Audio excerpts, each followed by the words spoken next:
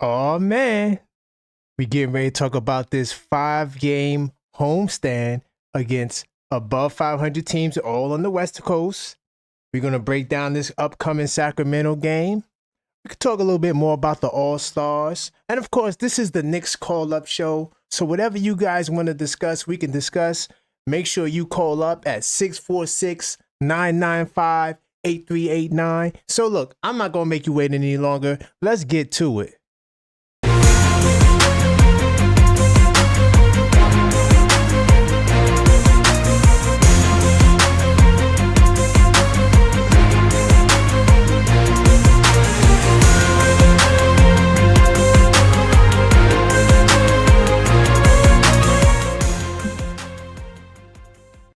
Yeah. This is the Knicks call-up show. I am your host, Karan Pierre, the objective fan, straight out of Kings County, New York City's finest. And you know the vibes. Man, listen, y'all, we coming off a really great Thursday. We did the Knicks call-up show last night. Salute to you if you were there. Man, we had a great time. Great vibes, great time. And now we're back on Friday nights, 10:45. Hopefully, we see how the turnout is, right? These two nights will be the defining nights to see what will happen going forward. I want to give a big time salute to Yuri in the building early. Salute to you. Whenever you decide to call up. We're gonna be here rocking out, talking. So tonight, we can talk about the All-Stars if you didn't get a chance to talk about it last night, for sure. But we did, tackle that a lot last night. We also talked about Coach Tibbs as well. If you want to continue that conversation, we definitely could. But tonight, I'm going to focus on this homestand that everybody's worried about. Right now, I read earlier today that the Knicks have the toughest stretch of games going forward into January. Well, not even just January, but for the rest of the year. And, it's going to be interesting. So if you guys watch the Knicks in 10 show, you guys know that I track stats. So one of the things that we concluded was, while this team has a better record than last year's team, however, last year's team faced a whole lot of more tougher competition. So, it's just a different situation. Like I said, last year we went through the gauntlet. We played Milwaukee like 3 times before the break. We played Boston twice. We've seen a lot of plus 500 teams. Now, when you look at it, we faced a lot of the top teams in the league, with the exception of OKC, twice. So that's just what it was. So, we're going to see what this team is made of. But so while I understand last year, the schedule got easier in the second half, well, as opposed to harder this year, I do think that this team is better than last year's team. And we haven't really seen the best of what this team has to offer because we haven't been 100% healthy. We're still waiting on a guy by the name of Mitchell Robinson. And I'm hoping that, he definitely will come back. They're saying early to mid-February. I hope it's early to mid-February because, we need him badly, and he will help out our defense, especially protecting the paint. And I think that there may also be a shift in positioning, guys like OG sliding over to the 3. In situations like that, I think it would be a lot more useful for Mitch to, be in the lineup and us to have a better defense. So that's just what it is, man. But salute to everybody that just joined. This is the Knicks call-up show. Feel free to call up 646-995-8389. By the way, I was spying a little bit ever since, I say, the past 2 weeks. I've been watching like damn near every Cleveland Cavalier game. I saw the game earlier tonight, and they lost to Philadelphia without Joel Embiid. Salute to HRM the Great in the building early. So I saw these boys lose, y'all. And I think the Sixers had like 20-something threes. So Cleveland gave up, the most threes Cleveland gave up this year was 22. That was to the Sixers earlier on. I'm gonna tell you right now. Let me just fact check it right quick. The Sixers, by the way, had 132 points, and they hit. Let me see if I can tell you the amount of threes they hit. They hit 21 threes. So the Sixers put up the first most and the second most threes against the Cavaliers this season. Do the Sixers have the Cavaliers number? I don't know. But I'm going to tell you this. The Cavaliers' perimeter defense looks weak. That's all I'm going to say. And I was talking about this last night. I said, hey, the Cavs, they got some chinks in that armor, y'all. They definitely got some chinks in that armor. Let me see. HRM great. That ain't sustainable. Eric Gordon went off and PG. No, that's a fact. I'm not saying that the Sixers can do that in a 7-game series, but imagine when they go up against the number 2 offense and we get our stuff together and now we're firing off at all cylinders. What will happen then? See, I'm always thinking about where we will be in the future. I'm trying to, the big picture kind of thing, because the next time we see them, I got it circled on the date, and more than likely we'll be doing a live play-by-play. Definitely a Knicks call-up show. If not, that will be Friday, February 21st at 7 p.m. So we're going to see what's going on. And I hope that we got Mitch there. I hope that we got Mitch there. Now, I know HRM, you probably going to say also, or some other people might say that Cleveland had injuries. But the Sixers, no one has more injuries than the Sixers. No one has more injuries than the Sixers. They have 6 of their rotational guys out, including their former MVP, Joel Embiid. So, and by the way, salute the Sandman in the building. Yo, Sandman, call up. 646-995-8389.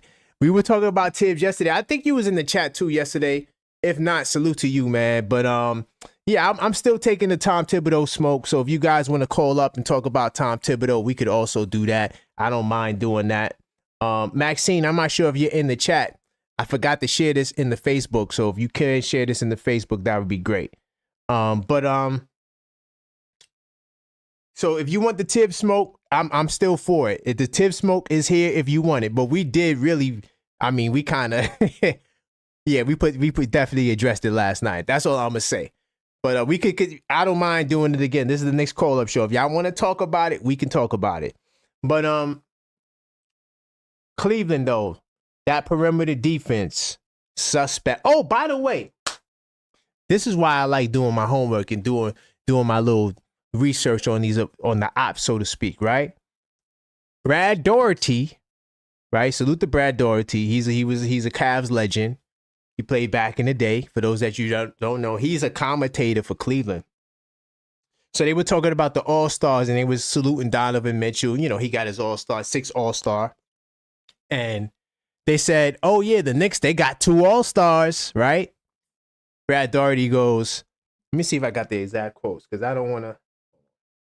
I wrote it down. Okay, yeah, hold on. Give me 2 seconds. I'm going to tell you exactly what this man said, because I don't want to misquote the guy. Hold on 1 second. Okay, bam. So Brad Daugherty, he said, hold on. I got so many papers. Hold on, y'all. I'm going to tell you what he said in a second. I couldn't believe the hate. And first off, and this is why it's good to also watch, other teams, other broadcasts, because you get their perspective. Brad Daugherty said, it's always about the Knicks. They want them to win. It's been like this for the past 50 years. What do you guys think about that? He says, according to Brad Daugherty, he says that the NBA always wants them to win. Right? And it's always about the Knicks. But the way he said it, it was like with so much hate. Like player hate. Not like I hate you hate, but just like he hating on our light right now. You know what I'm saying? Because, yeah, they the number 1 team in basketball record-wise, but they don't get the light like that. Nobody talks about the Cavaliers. It ain't my fault that, we the hottest things since sliced bread. It ain't my fault. But yeah, I thought that was kind of interesting from the Cavs.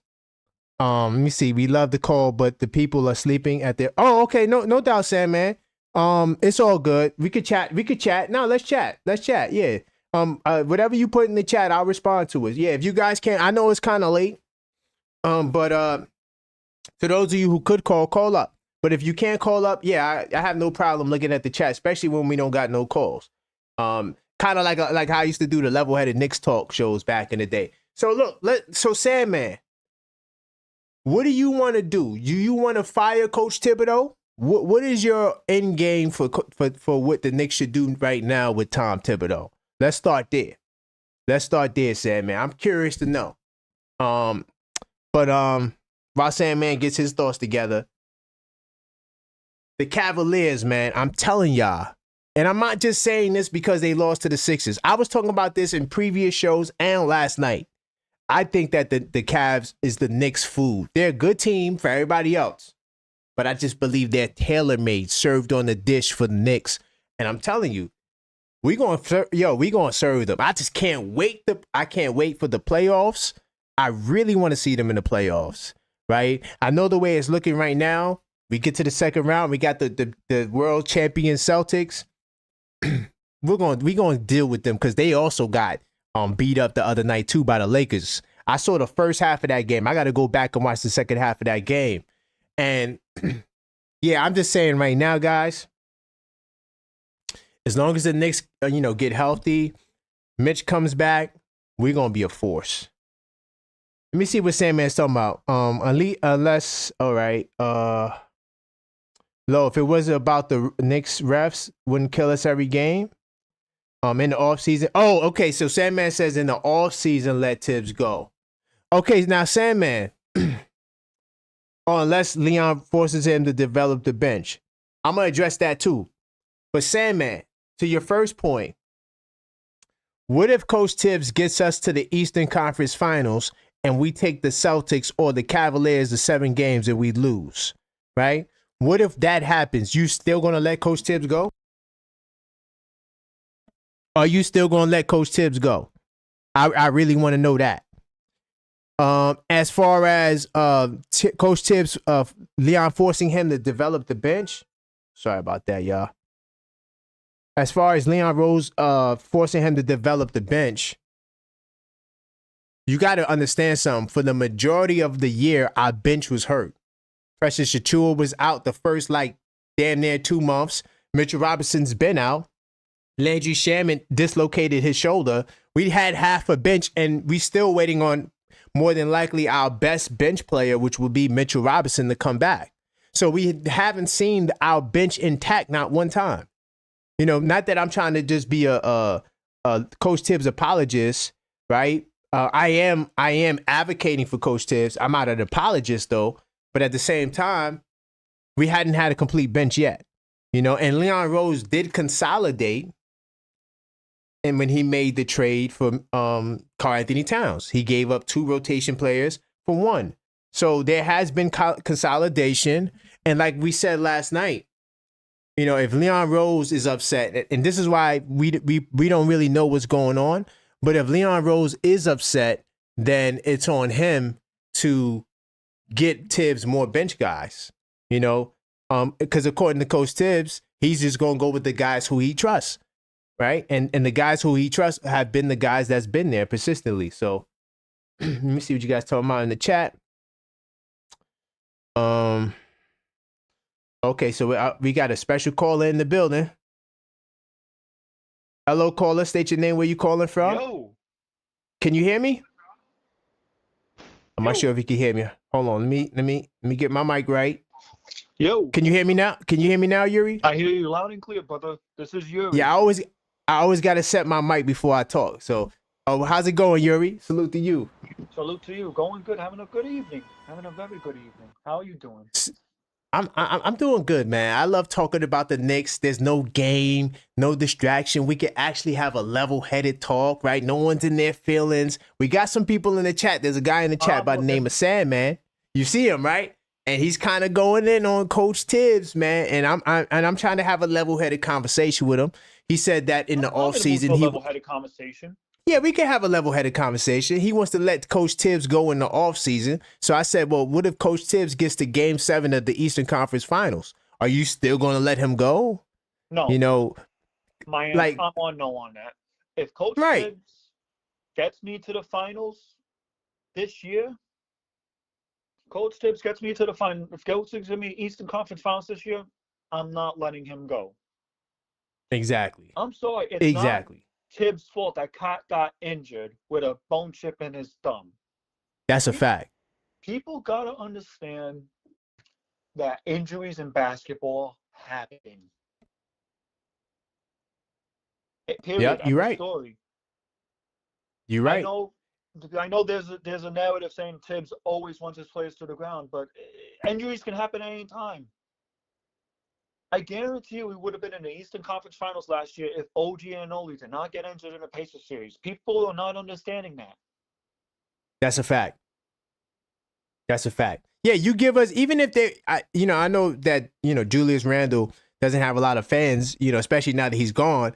I say if we had Julius Randle, we would have been in the and finals. you could keep the other injuries, because that Pascal Siakam matchup, man, it would have been, oh my God, Randle would have ate them up. He would have ate oh my God. So, yeah, I mean, that's just what it is. Too many injuries, man. You can't, there's nothing we could do about that. It's just the luck of the draw. But, and another thing, remember last night we stomped out the narrative that Coach Tibbs just always burns his guys out, because we said that Julius Randle was the only guy previous to this year to play 37 minutes, but that was just 1 year. Last year, even with all of the injuries, no one played more than 35.4 minutes. Jalen Brunson led the team in minutes at 35.4. So people seem to forget that. That's actually standard. Right, that's actually standard. We had nobody in the top 10, right? So people forget that, that narrative, because they get so caught up, or the truth of that, not the narrative, but they look past it because they're so focused on now that they don't see the big picture. That's why I'm here to zoom out and show you guys, no, this is what's actually going on. So when Mitchell Robinson comes back, expect the starters' minutes to go down. That's just what's going to happen. Like, we're talking like 30 minutes a night. Yeah, yep. 34. Yep. And I've been watching him throughout my entire career, like back when he had D-Rose on the bench, as his staff. He does play his benches. He just plays with the guys he trusts. Right. And right. I'm gonna grade out a Sandman. You say, why Pacome doesn't get minutes? Why Kolek gets minutes? Where are Ariel's minutes? Ariel has flashes of brilliance this season? Yes, 100%. Not denying it. I'm actually an advocate for Ariel to basically get minutes. He's the only one I'm actually advocating to get minutes. I'm not advocating for Pacome to get minutes. Let Pacome develop in the G League. That's what it's for. I'm not putting an 18-year-old in the NBA, because that man is going to get eaten up alive. Has his own flashes of brilliance when he was on the NBA. Yes, he actually did. Yeah. Not denying that. No, I ain't mad at that. That's a good take. Specialist. I could see him being a good 3-and-D defender. He actually developed good defensive habits. Yep. Facts. Tyler Kolek, good offensive showing. Needs to develop his defense in a G League. That's why Tibbs is like, listen, I'm gonna give you some reps in the NBA. You show me you can play, and I'll put you on a bench squad. No. I mean, that's what he did with Deuce McBride. Deuce McBride didn't play from day one. He had to get his bones in the G League when he was putting up all those numbers. And then when as the couple of years went by, Tibbs put him in the rotation. But even the narrative that Tibbs don't play young guys is false, because he played quickly. He played, RJ was the third pick, so I'm not even going to throw RJ in there. He played Obi, right? He played Grimes. So he does play young guys. Maybe he doesn't think like you said, these young guys are ready. Also, another thing, people, like I said before you got on the call, I'm not sure if you heard it, half our bench is hurt. And we didn't know that these guys Precious was out. Right, yeah. We didn't know Precious was going to be out that long. It was supposed to be, 4 weeks? Remember they said 2 to 4 weeks? And He the was out thing, for damn near 2 months. and another thing too is the fact that there's a narrative that Tibbs does not like his rookies. That's false. You want to know why? Because Tibbs pointed out saying, "I love Kolek," quote unquote, from his mouth. I love that kid. Right. He loves him. Facts. He loves Tola. Yep. He loves Puckholm. He loves Tyler Kolek. He loves Yep. Ariel Huckleporty. Yep. He Facts. loves Nah, him. he loves him. Nah, for sure. And remember, our Kolek and Ari and Pacome Dadier got 4-year contract. So there's I time. would expect him. So I'm going to give you a prediction, Sandman, right here, right now. Let's go. Let's go. I'm going to give you a prediction. They're not going to play in their first year. You want to know when they're going to be playing? Campaign's going to leave. That's obviously. I don't think we're going to re-sign Campaign. Nah. I don't think we're going to re-sign Campaign, and I don't think we're going to re-sign Sims. Yeah, he's out of there. Sims is gone. Sims is gone. He's probably going to get traded by the next few games. I wouldn't be surprised. No. Ariel Huckleporty is going to be a backup center next to Mitch. I can see it. Backup point guard next to Jalen Brunson next season. Pacome Dadier is going to be the backup for OG Anamoli, Mikal Bridges. We'll give him 3 seasons. I'm going to give him 3 seasons. Yeah, that's it. We got time. And especially when your bench gets healthy. For the future references, once Jalen is done with the NBA, guess who's going to be a future starter next to Jalen Brunson, after Jalen Brunson? It's going to be Tyler Kolek. Okay. We secured our future, our long-term future for this franchise. Facts. So I'm seeing the vision, the long-time vision. Yep. Oh, and don't forget, because by the way, salute the Knicks will be champs in the building. Knicks Tape Madness Discord server and a channel member. He says Kolek, Dadier, Huckleporty, and McCullough will ride the bench for the first 2 years before getting a real run. That's a fact. He's co-signing. And McCullough, I was trying to say, McCullough, they like him too. It's just that he's been hurt. So we still didn't see what he could do yet. You know? I had a prediction that Tibbs was going to play McCullough this season because McCullough is all about defense. But you can only go so far with Tibbs. The reason why I'm so pro Tibbs is because we've had so mediocre coaches. I gotta ask everybody in the chat: does anybody remember the Derek Fisher days? Oh Lord.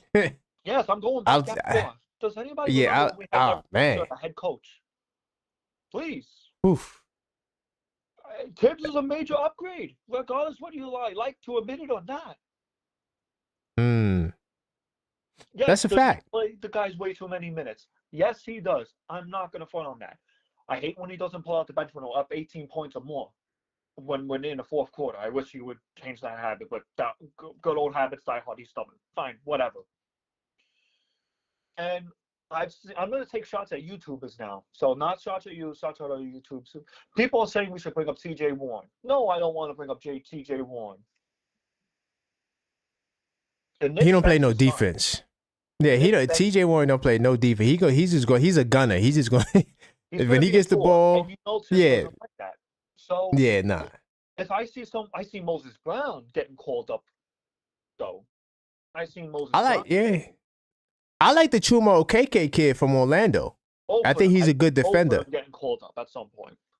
Yeah, I like him, but he's the only problem is he's like the opposite of TJ Warren. He doesn't have no offense. So I think that defense too. Yeah. Mm-hmm. Defense. So yeah.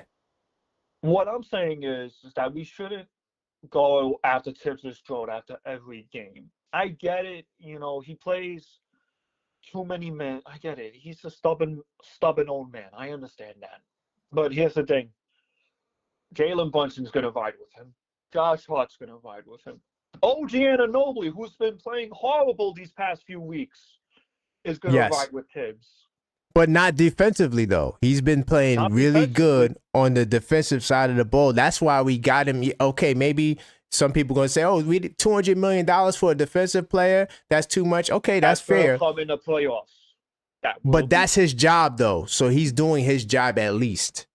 right? So you can't be too mad. He's doing his job. That's what he's there for. He wasn't really there to be a scorer. He could score a little bit, but his main job was defense.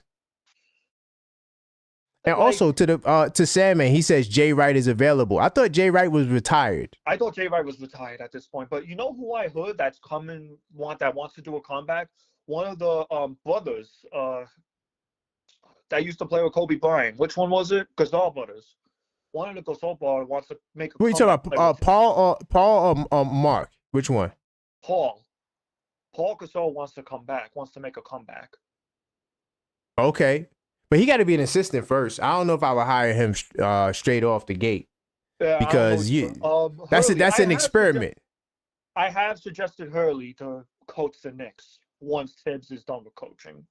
That was my suggestion last stream. I'm glad someone pointed that out. I would like to see Dan Hurley coach the Knicks in the near future, and he did say that's his dream job. He did say that was his dream job. I wouldn't mind. I mean, when Tibbs is done, of course, or if Tibbs like fails over a period of time, and you're like, all right, you got to change it up. But no, right now you can't get rid of no.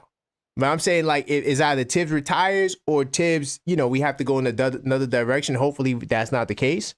Mm-hmm. Then okay, let's bring Hurley through. But no, we're not doing it at the end of the season. I'm sorry, Sam, man. I'm sorry, my man Trevor from Brooklyn, Queens. Hopefully he calls back in. I forgot to return his call last night. And, oh, by the way, salute to you, Keith. I seen that Keith said he gonna call in. Yeah, Keith, if you can, I know you working. If you could call in, call up, man. We here definitely rocking out. Because he is hoping for. I heard, yes, Sam, man, that is actually true. In the off season, Dan Hurley actually had a bad conversation with the Lakers front office. Oh, okay. Conversation. LeBron James. Le GM. Oh, Le GM. I like that. Yes. Le GM was trying to get Darvin Ham fired, like always. Darvin Ham's a crap coach anyway, so let's be honest here. Mm-hmm. And Dan Hurley told LeBron straight up, no, I am not coaching the Lakers. And LeBron got really pissed off behind the scenes. Wow. And then now they got my man JJ up in there. Oh, man. Now the JJ Redick's up in there. And JJ's doing a horrible job. But it's a tough job. Like, that's what I'm saying. Like, at least Hurley is a coach. I don't want to hire somebody that never coached. You know what I'm saying? Because it's really tough, especially New York and LA. Like, those are two tough places to come in and coach. You got to be built a certain way for it. To be. That's like being thrown in the gauntlet. I've watched that man huddles. I've watched. Oh, Hurley can do it. Like I said, he's a college coach. So college, yeah, you can make the transition. It's a little different, but that's at least he coached. You know what I'm saying? Like JJ Redick never coached. He knows the game very well, but coached, high schoolers or pre-K. That don't count. Yeah, you can't count that. Yeah, I give you college because at least with college, like you're coaching grown men. High school, that's kids, man. Those guys don't even run plays. You know what I'm saying? Like, so. I like Dan Hurley's because he doesn't run no drop coverage defense at all. His defensive scheme is very gritty, very hustle-like. Always try to close out the three-point perimeter.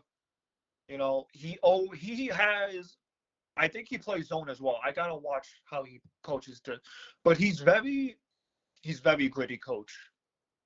Yeah, very gritty. I like how he had Klingon and them guys playing. It was real. It's kind of like he fits the New York culture. Like he fits the New York culture with what Knicks fans want. No matter how much flash you have, you gotta like. Even this team still has a little grit and grime to them, where we're not so flashy. Like, it's just a certain style you got to play here, and I think he will fit. When the time is right, not right now. Right now, we gave Tibbs 3 more years, so we gotta ride that out, man. Because that's a great question. He actually asked what he says. You think Rick Brunson would ever, or he leave with Tibbs out of loyalty? Wherever Jalen Brunson goes, he's gonna go. Right, and see, that's the thing. So, like, here's what I need Knicks fans to understand too. I didn't get the chance to talk about this last night. Go ahead. Everybody's so interconnected that if one leaves, they all might go. Next thing you know, Brunson wants to get it traded. You see what I'm saying? So it's like they're kind of all interrelated. That's You see what I'm saying? This is important to keep this core. Right. Right. Now, And if it's not working, you're going to have to break it up completely, you know, because they all together.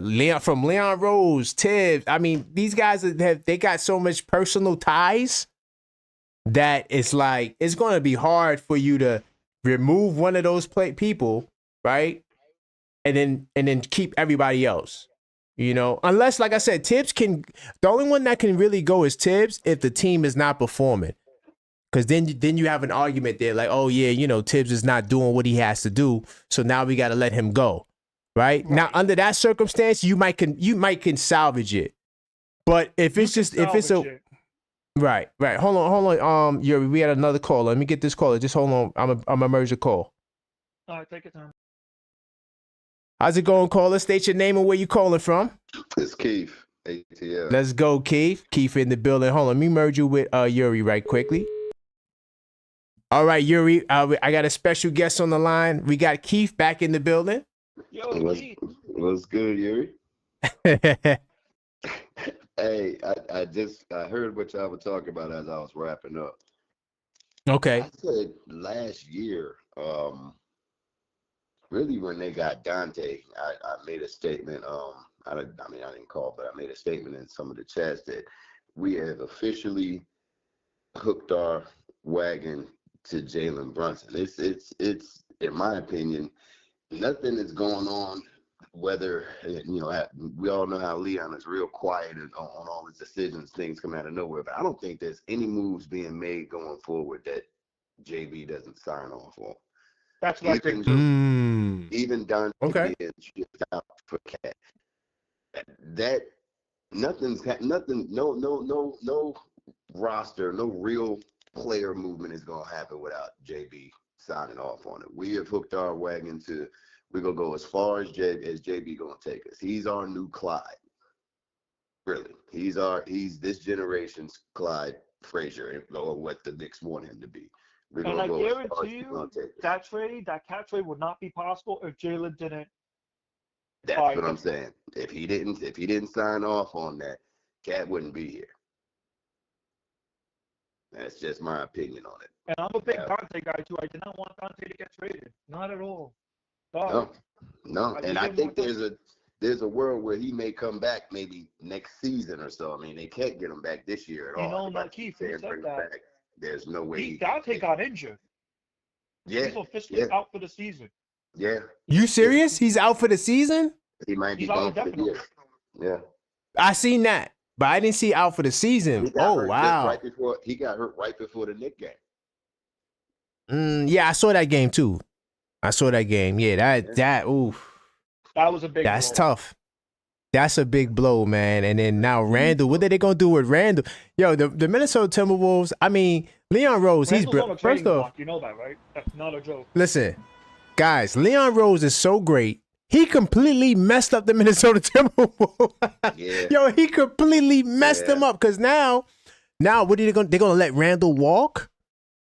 That means you traded Karl Anthony Towns for Dante DiVincenzo.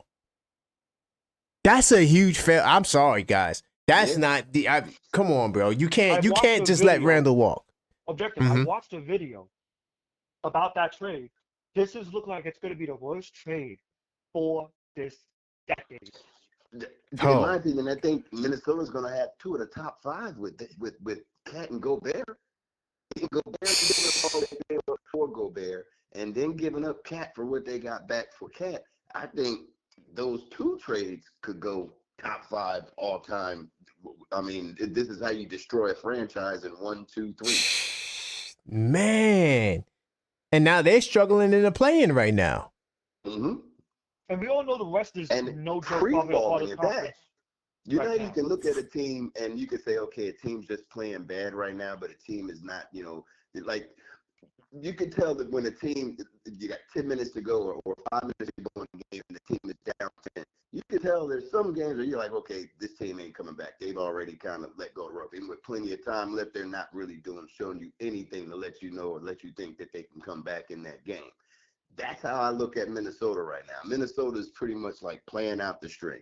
Randall, we all know what Randall acts like when he's not happy. You can tell he don't want to be there. Minnesota's got to know he's not going to resign. You know what I want? You know when I want the Randall traded? And I'm sorry to cut you off. You know when I want the Randall traded? When he went off on Emmanuel quickly back in 2023. I wanted him traded right then and there. I was a Randall defender. I've defended Randall a lot back when he was on the Knicks. But after I was ready to. Went off, I was willing during the campaign, during the Cam Thomas incident in Phoenix, before the Mikal Bridges trade and all that.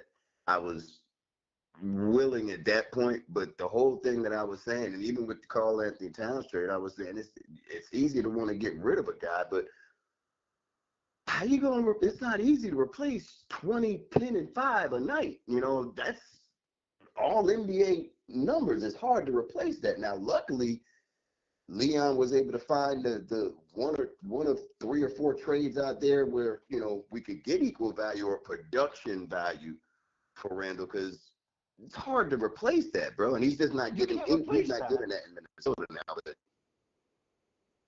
yeah, they messed up because they completely underutilized Karl Anthony Towns, right? Mm-hmm. They underutilized him and made him look like he was less of what he was.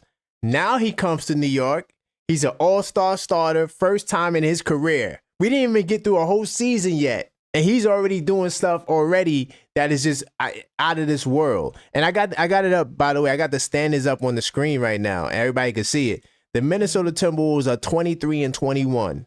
The Sacramento Kings is tied with them for the same record. I think Sacktown. I mean, I think we're gonna beat them tomorrow, and we can talk about that. I don't see us losing that game. But Sacramento, I think, is a better team right now than Minnesota because of they lost Dante for the year, and you know, all of the incompatibility with Randall and Gobert was kind of clashing. Yeah, I think Minnesota's going to drop down. They're going to be they going to struggle, man. It's crazy that Leon Rose pulled this off. Leon Rose better get GM of the year. I don't want to hear nothing. Well, he better get GM of the year. I don't want to hear nothing. I want Leon to get GM of the year. So another thing is, back to what Sam said, I'm not firing Tibbs mid-season. I'm not. I'm sorry. No. I'm riding with Tibbs all the way this season. Period. Why? I mean, I just don't get it. Everybody in the fire Tibbs stuff. I just don't get it, man. I just don't get it. We have a team and we have a coach. We're actually respected in the league right now.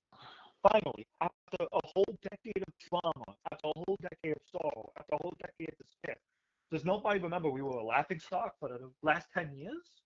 Bro, we're literally punchline. There's literally Nick punchlines in movies, bro. There's literally we were a laughingstock for 2 decades, basically. I mean, that's a fact. Run with Melo. I loved Melo, and I loved that 2012 team, but there was nothing about that 2012 team that made anybody that actually knew basketball think that was a sustainable team. That team we had 5-year-olds, man. That we weren't. Yeah. Objective. Guess who the Cavs lost to? Philly 76ers. Yeah, I was talking about that early. I was talking about that earlier. And then last night I was talking about their perimeter defense. Got exposed. And the Sixers, this is the second time. So the Sixers have put up the most threes against the Cavs, what they give up to opponents. They gave up 22 when they first played them back in November and 21 tonight. I'm telling you, man, I see the chinks in the armor, man. I'm telling you. Trust me. Hold on, guys. I got another caller. Sit tight. Let me get this call, and I'll come right back to you guys. Hello, caller. State your name and where you calling from. This is Nev, the Disruptor, and I'm calling from Long Island. Hold on. You said this is Nerve? Say the name again? NEV, Nev. Oh, Nev the Destroyer. Okay. Disruptor. The disruptor. Okay. Yeah. So what are you planning on disrupting tonight? Let's go. All right. I'm ready for it. The minute, first time I actually listen to your show, but the Okay. minute you guys talk about teams, not firing teams, my blood just started running hot. Okay, guys, Because real quickly, because I Nev. told I got Nev on the line, y'all. Nev, he's the disruptor, so he wants to talk about Tibbs. Let him speak. All Let right, him get it out. let's have another head. Let's have another Another headed one. conversation. okay, Let's let him get okay. it out. Let's go. Let's go. I have said that since several years ago. So, if this management were managing my Giants team, New York Giants team, my New York Giants team would be winning titles. But one place they have gone wrong from the very instant was Leon Rose hiring his best friend. That was the one mistake they made. And if lots of people actually don't know, haven't even reviewed the list of people they had the potential to hire. That's what drives me crazy, because people not reviewing the list of potential to hire. They had the potential to hire an assistant coach at the time that has turned two teams around, folks. Two teams. That's Ime Idoka. They had the opportunity to hire them. They had the opportunity to hire another guy. They interviewed Ime Idoka. They did not hire him. They actually interviewed another person, another assistant coach at the time that has taken his team to the finals, to the NBA finals. Yeah. Those two guys have accomplished more than Tibbs, and they did not hire him. Jason Kidd. They did not hire. They interviewed Jason Kidd. They did not hire him. They actually had another opportunity to hire another assistant coach at the time. Those are all assistant coaches at the time. He's known for he has an excellent reputation for his defensive concept. They interviewed the guy. They did not hire him. That's Jamal Mosley. Okay? Those are three quality guys. Right now would be doing a better job than Tibbs. Yeah. They won't be that infighting about players development, playing young players. None of that. Because as you can see, all these three coaches I just mentioned that were interviewed did not get hired. Play those young players. We don't have that shit. They are basically, except for Jamal Mosley, have accomplished more than Tibbs in less Okay, years. Nev, you got to give somebody a chance to respond. Keith, go ahead. If you want us to respond, go ahead. Respond to what Nev is saying. Well, I will give him credit for his great hindsight 2020 vision on Ime Udoka. But let's remember as well, not that I'm saying it was justified or even that I'm taking a stance or an opinion on what happened to Ime in Boston. During that period of time, there was a nice little cloud hanging over Ime Udoka's head during that period. So No, they will not. No, they will not. I'm Ime sorry. Udoka. Nev, let him get it out. Let him get it out. Don't worry. I'm gonna let you speak when he's done. We going says, I'm gonna keep it fair. No worries. Keep it You'll get level-headed. to Come on respond. Nev, we got to keep it level headed. This is If level I'm headed not- Knicks talk. You guys know. Go ahead, Keith. If I'm not mistaken, he had just been suspended for a year from Miami because of the improper relationship that he had with the lady female employee with Boston. So he was that's the only reason he got the job in Houston or had the opportunity to get the job in Houston from the beginning, is because the Boston Celtics had not literally hadn't fired him during that period. He was on a 1-year suspension. He hadn't actually gotten fired during that period. He was on a 1-year suspension. It wasn't until later on where he was able to actually get that job with Houston. The other gentleman that you said as far as Jamal Mosley, I'm sorry, I'm not giving you Jamal Mosley. No, I'm not saying Jamal Mosley. I'm not gonna give you the fact that Jamal Mosley is a better coach than Tom Thibodeau. Not at all. Jamal Mosley hasn't even really got his feet wet in the NBA, so to speak. And if you had said Atkinson, I'd have given you a little bit more credit if you said Atkinson. Hey, don't help him. Don't help him. Again, I'm I can't help joking. myself though, because actually you actually wrong. Ime Udoka was assistant coach. The Knicks interviewed once again. They interviewed Ime Udoka. They just did not hire him. So he wasn't even in Boston yet. He didn't have a coaching position. He was still an assistant coach. And there were actually several coaches. Kenny, that guy in Cleveland, and what is it? The one in Cleveland was Kenny Atkinson. That's Atkinson. They actually interviewed him. Again, they did not hire him. They did not even do it. Tyronn Lue was available that year. They did not interview I'm not him. giving you Tyronn Lue either. Yeah. Tyronn Lue hasn't been successful with any team that hadn't had LeBron James on it. Well, That's a fact. So you discounting somebody that has won a title to somebody that hasn't won a title. No, I didn't. That's what you're doing. I just said, in my opinion, all I said was I can't give you that because he hasn't won anything without LeBron James. And let's not forget. But that's not the way. That's not the way we win titles in the NBA.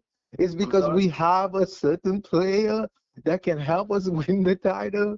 I thought that's how we win titles. Because nobody. I haven't seen. Maybe you can give me an example where a team doesn't have a Hall of Fame player winning a title, because I haven't seen it yet. You know, if you're going to win a title, you got to have the players. Well, then, okay, well, then thank you. You just kind of helped me. I don't know. You kind of broke up on the beginning, so I didn't hear the very first part of it. But the way you ended your statement, you just really cemented what I was trying to say in the beginning. Tibbs, and we had this conversation last night, at every point in time, on every stop of Tibbs' career, he has never had more than one player, one decent or good player on his team. He's had a couple of. Are you serious, man? Are you serious? All right. Let's pause. Nev, let's pause. I'm gonna give Yuri in here. Yuri, go. Say your piece. So I'm hearing both sides of the argument. Here's the thing, right? With everything that's been said about the head coaches, the assistant coaches being hired, could we have gotten them? Yes. Did we choose to go past them? Yes. That's it. Been all there, done that. And Leon Rose is going to ride with Tibbs, whether we like to admit it or not.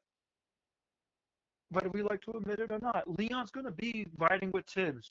There's no end to discussion there. And you want to talk about championships. Wait, let me finish. Let him go. You want to talk about championships. All the coaches that you mentioned, Tyronn Lue, one with LeBron James. Ever since then, he hasn't been able to win a championship on any team he's been at. Jason Kidd got to the finals. I'm going to give you credit on that one. You're right about that. But if you look at the Dallas Mavericks season so far, they don't even look like they're going to be in the finals. They look like they're in a playing team right now. Facts.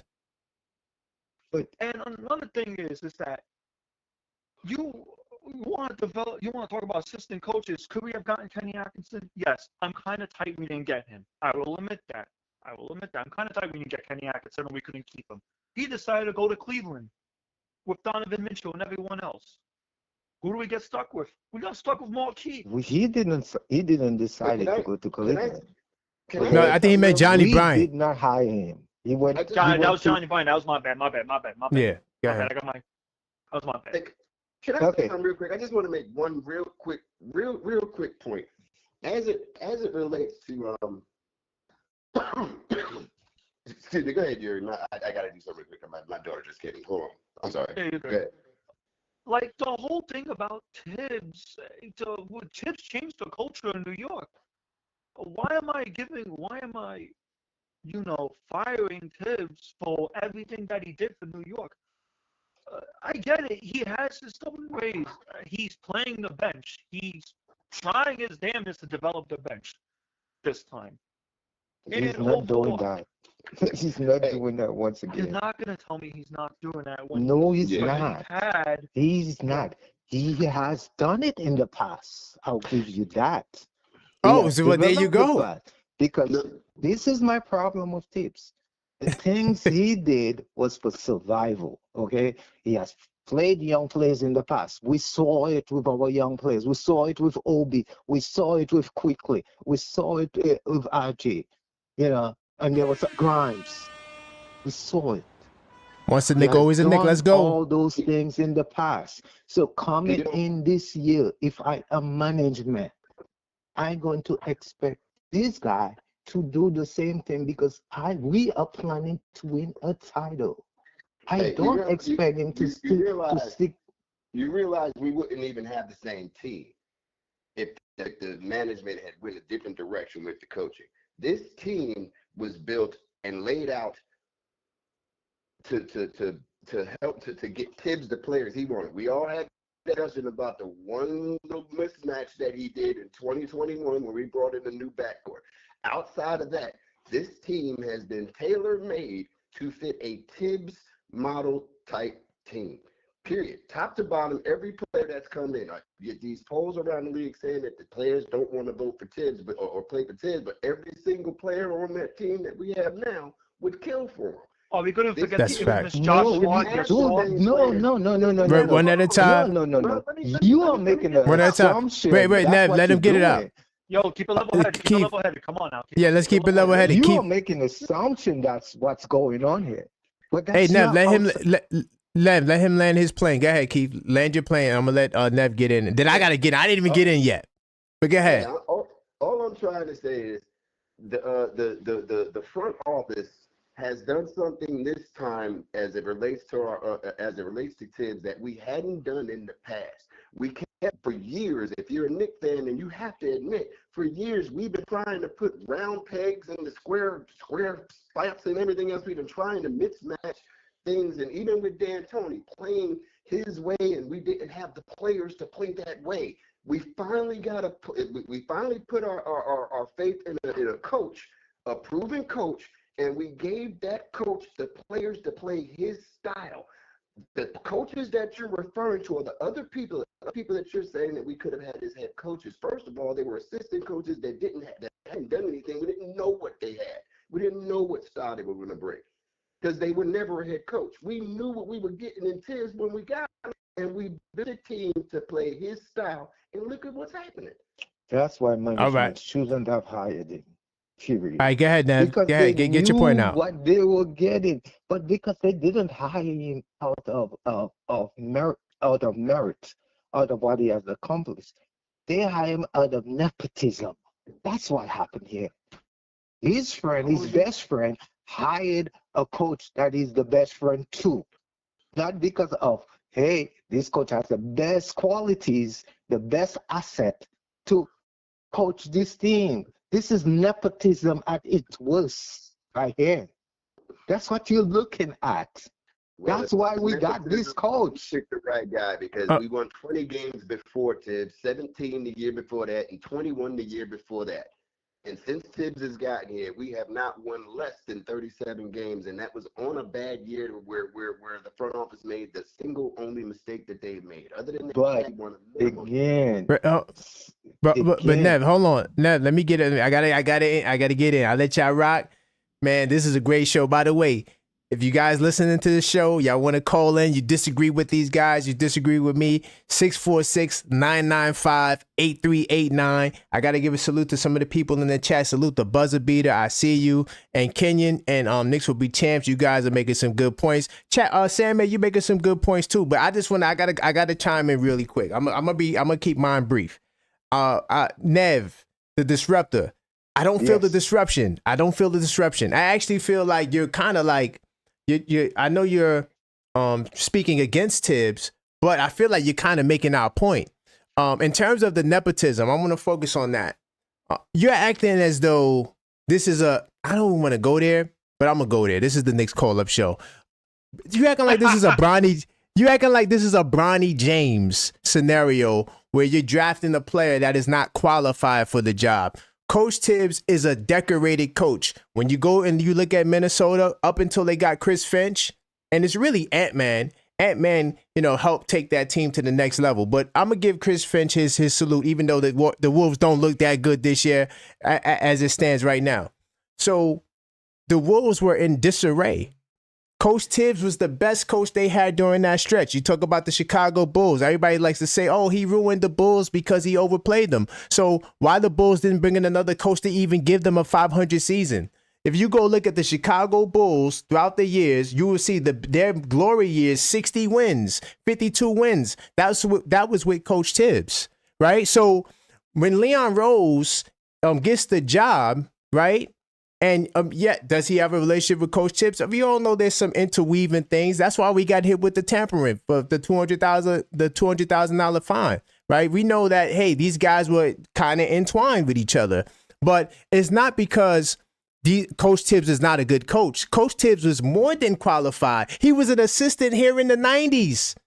So it's not like you're getting somebody who, from out of nowhere who is not qualified. What you believe is a good coach versus what Leon Rose and the guys that's making the decisions in the front office can be different.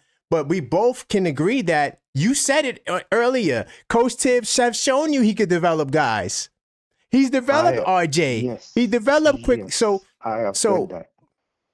So what you guys have to understand, the minutes argument is a new argument for this year. The minutes argument doesn't apply to last year because by the time when Josh Hart was getting 48 minutes and things, that was in the playoffs. That wasn't all year Josh Hart was getting 40 minutes. Sorry. Sorry. Do you want me to pull it up? Wrong. Sorry, Okay. you were wrong. He was complaining. All right. There were times when he was going 48 minutes in regular games. So I'm gonna show you. So what we're gonna. Up. Okay, but No let me problem. answer your question. Let me answer your question about.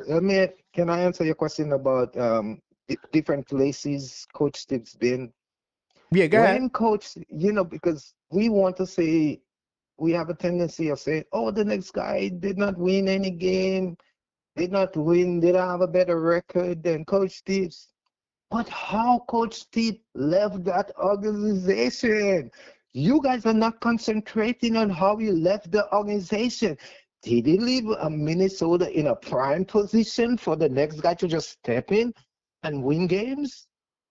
Or did he leave them in disarray, in total disarray, where they're not able to compete? Because if he leaves in total disarray, you cannot ask the next guy to just come and turn the thing around. This is not being fair to the next guy. But real quickly. If he gets fired at a high point. Hold on, but Nev. Let me finish this point. If he gets fired at a high point, and the next guy comes in and and cannot win with the same players, then your argument would be legitimate. No. You cannot have most coaches. players. Most coaches do not get fired at a high point. Most coaches get fired when the stuff hits the fan, and now you got to rebuild the whole system, and now you got to get players in. But real quickly, I want to make my minutes point real quickly because you said that the players last year was getting all these minutes, so I need to really debunk that claim. This year, when you look at the minutes, right, we got 3 players in the top 10. Mikal Bridges, 38.6 minutes. Josh Hart, 37.8 minutes. OG Anunoby, 36.7 minutes. Jalen Brunson, 35.3 minutes. It's something interesting about the Jalen Brunson 35.3 minutes. And I'm going to show you that, and I'm going to show everybody can see. I'm on Basketball Reference right now, looking at the minutes. I'm going to go to 2024. Now, let's look at the minutes from 2024. This is with all of the injuries, guys out. Julius Randle played 35.4 minutes. He played 46 games. Jalen Brunson, 35.4 minutes. He actually played more minutes last year than he played in this year by a tenth of a minute. If you think about it. Okay, OG Anunoby, 34.9 minutes, but he only played 23 games. Okay, and this is during the stretch where OG came, we had a lot of injuries, right? Josh Hart, 33 minutes. So, and he played 81 games. So what I'm trying to tell you, I don't care about 1 or 2 games where you play 40 minutes. The narrative that Tibbs burns out his players is cap. The only reason why we're saying it is because of what he's doing this year. But this year we've been handicapped because half of our bench has been out. We're not going to act like Mitchell Robinson didn't play a game all year. We're not going to act like Precious Achua didn't miss 2 months of the season. We're not going to act like Landry Shamet just came back a couple of weeks ago. You're wrong about the minutes. Let me tell you why Deuce. most people. Let me tell you why most people are wrong about the minutes. Because what they don't realize is that this coach is the only coach out who play his players for 24 minutes straight. That's what's wrong. It's not that the other play team don't play the players having minutes. They don't play them 24 minutes straight, dude. If you play them 24 minutes straight, your muscles are going to get tired. You're more likely to get injured. Pull muscles, hamstrings, those kind of things. Because you're playing for 24 minutes straight. Go watch any game. Go watch the last 2 games. What's that? Brunson didn't come out? No, I think not the next game, but the 2 games before that. Brunson didn't come out in the second half. Brunson didn't come out in the second half. That's why the minutes are a problem. Because he doesn't say, okay, I'm not going to take Brunson out in the second half, but I will give him 5 minutes of rest in the third quarter. He doesn't do that. But okay, Nev. That's why the minutes is a problem. Okay, Nev, we got to pass the mic because you've been, I'm letting you rock because we're kind of on the other side, right? Okay. But and I'm gonna let Yuri go in a second. All I'm saying is the minutes, the overplaying. Hold on, Yuri, real quickly. I'm gonna say one statement. The minutes that these guys are playing that everybody's complaining about, that's this season. The 4 years he's been here, that has not been a problem. That's a this season thing, and this season has been special because half of our bench wasn't there. But go ahead, Yuri. Do you want to know why it wasn't a problem? No. Let Yuri go. Let Yuri. I will tell you the reason why. Nev. We gotta keep the order. Yeah, let Yuri go. Let Yuri go. Let Yuri go. Go ahead. Let me tell you something about that. So every time these players play, right? Every time they play, I'm always seeing Tibbs ask them, do you want to pull out? Do you need a break? Do you need a break? Every single one of them say no. Put me in the game. Keep me in the game. Not once these players don't want to leave the game. And Tibbs rocks with them. That's how Tibbs is. You must be seeing something I don't see. Yes, I am seeing something. You want to know why? Because there was a view where Mikal Bridges clearly stated, and Tom Thibodeau said this, why, when he got asked, why do you keep Mikal out there almost every night? Mikal legit told Tibbs, keep me in the game for the whole 48 minutes. Josh Hart, same thing. Yo, I'll play 48 minutes if you have to. If you telling me players defend their coach, I will agree with that. But if you're telling me those players are saying players 40 minutes a game, I don't disagree. I totally disagree with that. Because you know what? When I was watching the Orlando game, there were about 3 times, at least 3 times, Bridges went down. Every time somebody set a pick on his left side of his leg, he had a hard time recovering. So don't come and tell me that he's saying keep me in the game. Because if you have a hard time recovering from somebody setting a pick on your left side of your leg, that means you're struggling. You're struggling to stay with guys. You're struggling to move about. And I know if I were OG, this is the last coach I want to play for. Because I have a history of injuries. And the last thing I want to do is play 48 minutes every night. Period. There's something you're missing. He doesn't play 48 minutes a night. That's an exaggerated. Go ahead, Keith.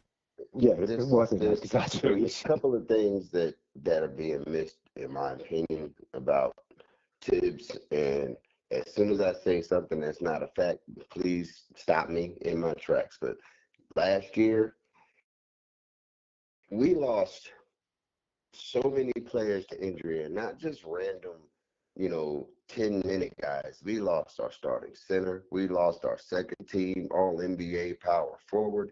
We lost the main firepower or shooter that we brought in off from our trade that got rid of our young guys in Bogdanovich.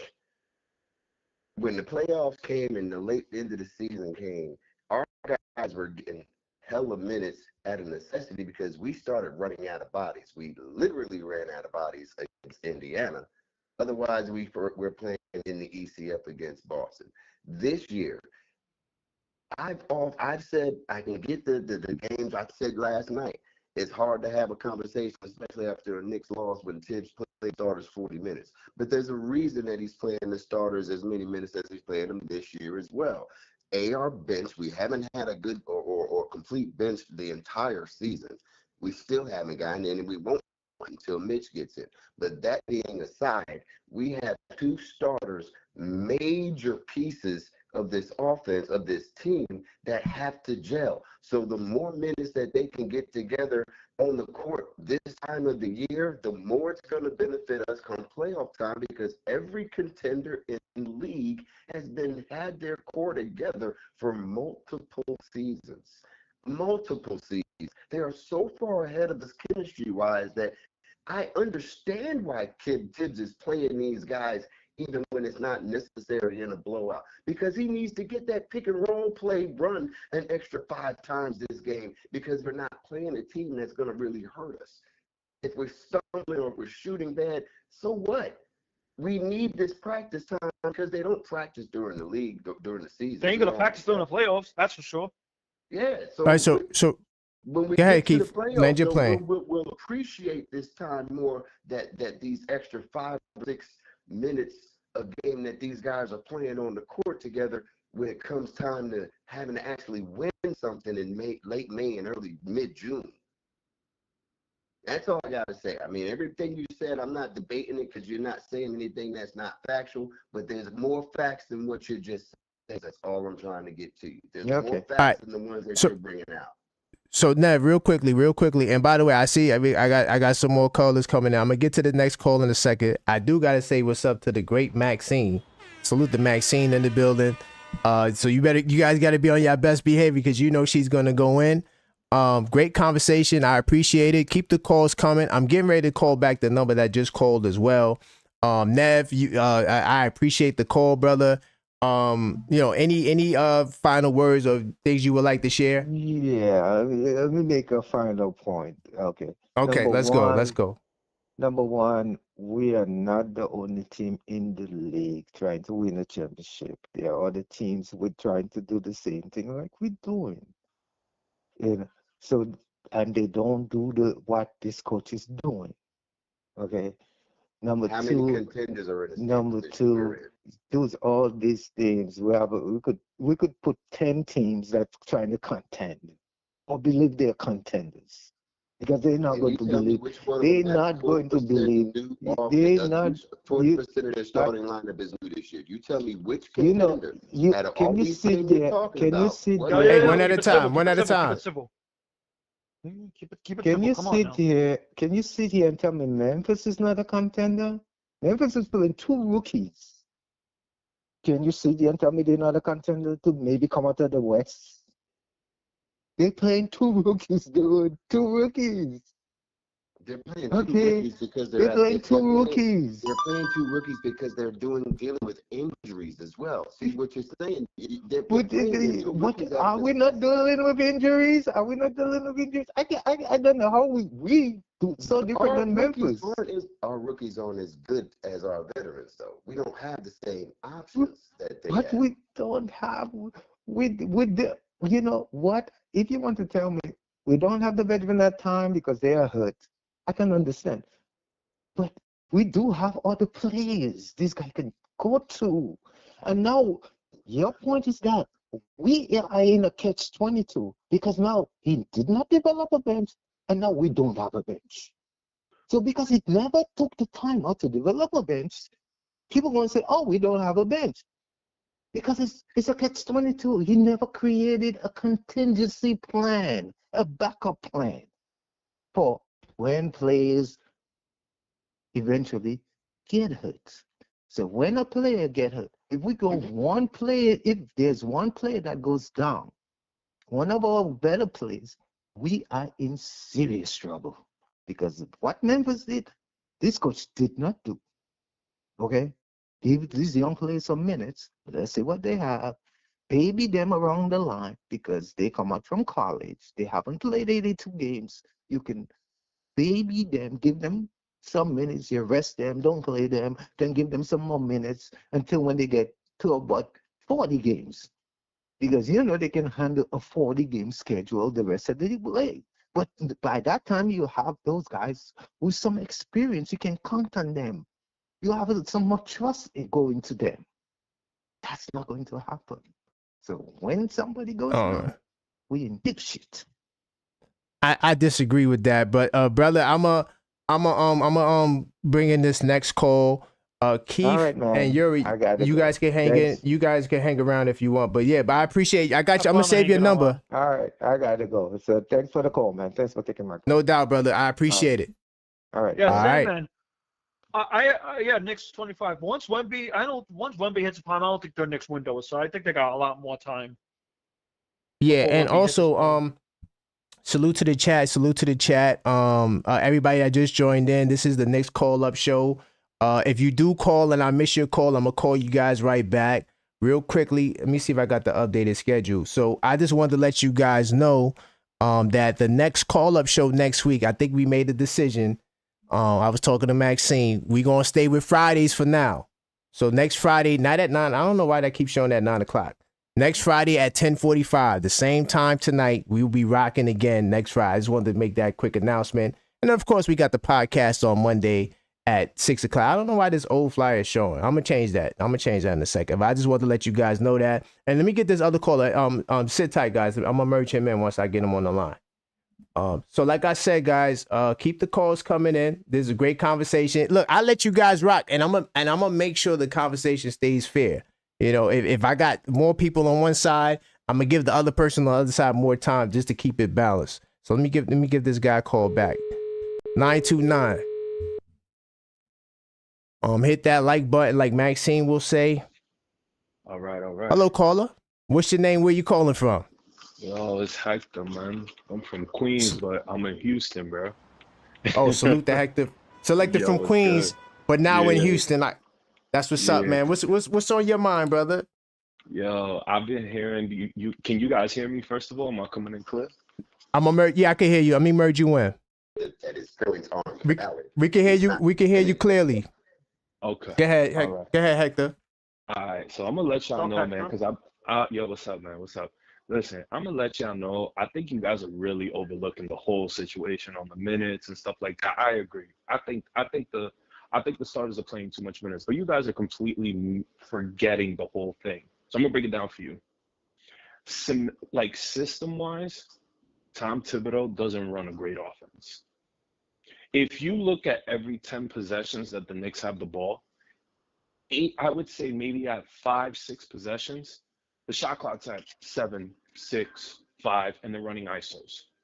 It's usually around the 10-second mark. Yeah, Wow. look at especially the fourth quarter. How many ISO plays we run in the fourth quarter? That should be an adjustment by the coach. Tibbs needs to learn how to adjust. For example, when you have Brunson on the floor, you're supposed to run the offense through Brunson. But when Brunson's off the floor, you run the offense through Cat. Like Cat is low key. He's a good passer. He's a lot like Isaiah Hartenstein. Good Like passer. him, That man been pulling in one passes, that's for sure. You know what I'm saying? Like he could pass, bro. We could run the offense through him. Like if we throw him in the block, then you have Mikal Bridges at the on the sides on the 3-point line. Like, dude, they don't run the proper plays for the proper players. Like you have Josh Hart and Mikal Bridges, bro. For me, 2 of the best slashers we have to the rim right now is Josh Hart and Mikal Bridges. Why are we not slashing towards the rim? Why isn't that when Cat has the ball or Jalen Brunson has the ball, nobody's slashing to the rim? Everybody's just standing around. And that's the thing that really pisses me off because it's like, yo, Tibbs can tell these people, hey, we're not going to run these ISO plays. Bro, you guys are not LeBron James. Stop with this ISO stuff. That's why, bro. That's why Jalen Brunson. The only way we win if Jalen Brunson drops like 37 points. That's the only time, and it's been like that since the beginning. And that's what made Jalen Brunson, because he had to drop 37 points a game. You know what I mean? Jalen Brunson has to help. And another thing too, which I'm gonna say this too, and there's another big part. Losing Dante DiVincenzo, like he's a really good recover guard when it comes to defense. Like he recovers really well. Like I really like when the pin downs is coming down, he recovers really well. And right now, the only guard that we have that covers well is Josh Hart. That's the only one right now. Jesus so Christ. you got to understand, we lost a lot of defense by giving up Dante DiVincenzo. He was a big part of the defense and the offense, bro. And the way that the Knicks are not running a fast offense like last year. You look at last year, they were really good at running a fast offense. They were. No, you're 100% right. I can't deny that. Real quickly, Yuri, real quickly, I just want to chime in about the Brunson point. I disagree with the Brunson scoring. Because, we do the Knicks in 10 show where we talk about numbers. I mean, I go through a whole lot of stats. The Knicks are actually 9-1 when Brunson scores under 20 points. So they actually perform better. Yes, that's a fact. That's not my opinion. I can pull it up on the screen if you want to see it. So the Knicks play at their best when they're moving the ball. So that's the one thing on the offensive side that the only knock I give the Knicks is that when they get into the ISO mode like you're talking about, they stop passing the ball because when they get 30 assists or more, they're 16-1. When they get above their average 27 and above, they're 19-2. So they got to keep that ball moving. I mean, they're completely unguardable. But besides that, I can't say our problem is offense. We're the number 2 offense for a reason. Right behind Cavaliers. We've been the number 1 offense for the whole year. This is not just like the couple of games. We've been holding our spot. At 3-point percentage, we're around the top 5 in the league right now. Our issue is defense. And the reason why our defense is not together is, yes, is Towns the greatest intimidator inside? No, he's not. No, he's not. And we got a guy who everyone's forgetting about. I'm not saying you guys, I'm talking about everybody else. And Mitchell Robinson, that when he comes back and he's healthy, the defense is going to be way better. But because real quick with Cat, go ahead. One of the biggest things that pisses me off about Cat, and I'll let you go. I'll let you talk. Dude, he's got to stop complaining, bro. Every foul, he's always bitching, bro. Can I say something to bro? Yeah. He's always complaining, bro. And it's like 5-on-4, bro. Let Yuri get in here. Go ahead, Yuri. Can I say something about that? I agree with you 100%. I ain't gonna lie to you. I hate one. But you gotta understand, but here's the thing too, right? I know you see it. The Knicks are getting fouled every single time they drive to the paint. Oh yeah, that's facts. You can agree with me on that, right? Yeah, that's facts. Yeah. I don't think he does it. I don't think Cat does it out of, malism or on purpose. If this man's getting physically, sexually assaulted in the paint, excuse my French on that. In my opinion, I think Jalen Brunson gets more hits than Cat. That's my personal opinion. They both get Jalen it. gets fouled a lot more than Cat. Is bad. But yeah, continue. What you were saying? So emotions are running high, especially when that fourth quarter comes in. They have to learn how to control that. And Tibbs himself, I think Objective saw the Sky Network stuff. Tibbs himself said it too. Tibbs himself said it on Sky. He did not like the way that Brooklyn game went down officially. And that was Atlanta ugly. That was ugly. I don't care about that win, bro. That was an ugly win. That was a very ugly win. I don't care what happened, bro. There's some wins that you could look at like, damn, bro, like this team can be good. And then there's some wins and you're like, dude, like that's an ugly win, bro. We should have never been down to that team. We should have been blowing them out. And I think that's the biggest thing that we miss out on compared to last year. Bro, we don't blow out teams anymore. We're not blowing out teams anymore. We're just not doing that, and that's what really scares me going into a 7-game series. Can Wait, we? hold on, whoa, Can whoa. we You come? said I'm sorry, I didn't mean to cut it. Go ahead. Let me let you get it out. Because you know I'm the No, stats guy. So you got to be careful when you talk stats around me. Go ahead. no. Please do, bro. You got to debunk Go me real ahead. quick, bro. No. Okay, Here bro. we I go. like that. Yeah. But So listen, go yeah, ahead. go ahead, get your point, then I'll go. I'm let you No, get I it. got Go ahead, I got temporary amnesia. Go ahead, man. What's the stats at? My fault. That's my bad. No, I'm gonna All tell right. you right now. So how I calculate blowouts is anything that's not a close game. So right now we actually struggle in close games. We're like around 500. Like and I don't just do the NBA final 5 minutes within 5 points. To me, that's crap. Because if it's a 6-point game and it never gets within 6, like let's say it was a battle the whole first quarter, the whole fourth quarter early on, right? Let's say it was a 3-point game, but then it just so happens the final 5 minutes, the one team that has the lead, it never gets below 6. According to the NBA, that's not a close game. That's not a clutch game. They don't count that as clutch. When it's a 6-point game, anybody can hit 2 threes. Next thing you know, it's tied up. So I don't just follow that. I give guys, I'll analyze the game and I say, do we actually have a chance to win this game? If not, it's a blowout, right? And then, sometimes teams might hit some threes. Like it might be a 20-point game and then it'll be 9. So that's how I calculate it. So right now in close games, our record is what I got? 7-7. Right, 7-7. However, no, I'm sorry, not 7-7. It's 9-8. My bad. That's the most up to date. 9-8. So we're just above 500. However, in terms of blowout wins, we got 20 blowouts. Remember, our differential is the third highest in the East, right? And it's been that way. It's around 6 per game. Right now, 5.96. So we have been dominating in our wins. The problem, honestly, is close games. So we need to do a better job when we go. And I hopefully during this stretch, and I'm curious to see how you guys think we'll do, whether or not you think we can, go 3-2, 4-1 with this homestand. That's where we need to be. But when it comes to blowing teams out, because our offense is just so good, like when there's nights when the Knicks are just on the money, like from 3 ball or just 2-point percentage, because remember we like number 2 in 2-point percentage. So when this team has it firing it off of all cylinders, they're dangerous. The problem is the opposing team might also be firing off all cylinders, a la the Chicago Bulls. So we got to improve on the defensive end. But this team has been very dominant. But go ahead. What's our problem? The biggest problem, and I'll let y'all finish. The biggest problem for me, what I see in the Knicks defense, is their 3-point recover. They don't recover real well. That is their it's bad. It's terrible. It's terrible. It's terrible. Their 3-point recovery is really bad. And this is what you get with, and this is just my opinion, so please, you guys can get at me. This is why Cat to the Knicks, it's a great trade.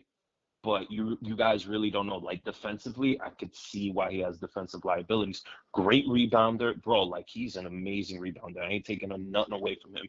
I mean, when you have a stretch, because everybody in the NBA has a stretch 5, right? You gotta have a stretch 5. You no way you're gonna win the championships without the stretch 5. I agree. Yeah, exactly. Yeah, but the problem is the way the Bulls beat us. They beat us with the 3-point, and Cat doesn't recover too well because he can't run that fast. And so for me, how do you replace that? Well, you get Precious Achua. Well, now you're taking away our offense. Now our offense is more limited, right? But then we start putting in Jericho Sims. And this is why I go back to Tom Thibodeau, bro. Like, not for nothing. Like, yeah, the offense is really good, but it's really good because of the players, not because of the development.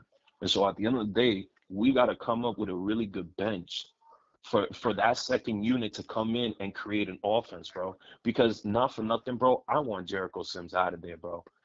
We can agree God on that. doesn't even look at the rim, bro. Yeah, we agree on that. Bro, that guy's looking at nosebleed sections, bro. Like real talk, like I don't know what he's looking at, bro. That guy looks lost, bro. Yeah, and He's way too athletic to be bro. that in that Honestly, gun. bro, all of us, I swear to God, all of us can score a point. We got more offensive game than Jericho Sims. I don't care what anybody says, bro. I weigh 260 pounds. I guarantee you I can score a layup on him. Bro, and you know what's so crazy? And you know what's so crazy with Jericho Sims? Bro, All he has to do, because he's so fucking big, because the potential is there, bro. He's a big fucking guy. If he had like a decent post-up game, just a decent post-up game, bro, he'd probably be averaging like 12 points a game, bro. He'd be dunking over everybody because And he's so you know what's strong. crazy about that, right? You know what's crazy about that? I'm gonna bring you up on another valid point that you say that. Bro, he was shooting. He himself, he stated this too. This is actually, go look this up. This is actually real. He said, I have 3 objectives: rebound, set screens, catch layups. That's Right. it. Pass Yeah. the ball. Yeah. Because that's what Tibbs told me. I'm like, don't blame Tibbs. Do not blame Tibbs. Yeah. Why Don't Ariel blame doesn't look Tibbs. like that? You know, why Ariel doesn't look like that? Why Ariel, he'll post up. He get that ball. He looking to post and go right up. He ain't trying to just lob Don't nothing. blame Tibbs. No, I Yeah. gotta go off. Don't blame Tibbs. If it's true, then Tibbs should be held accountable for that. Let's get that right. But I don't think Tibbs is that much of a dumb to quote gig tell Sims to do that. You know what I mean? I don't think so. Like my personal opinion, bro. Like Miles McBride, right? Deuce McBride, bro. He should have taken another level this year. I know he's been dealing with injuries. Yeah, bro. we were tight Yeah, about that. Mhm. We were Yeah, tight. he has not developed. And I wouldn't, honestly, bro, I wouldn't be surprised if he gets traded. The contract's good. Don't say I that, think man. I Don't I say think that. he's gonna get traded, bro. I think, I bro, you think know he's gonna what? have to really, really work himself out. I don't think he's IQ.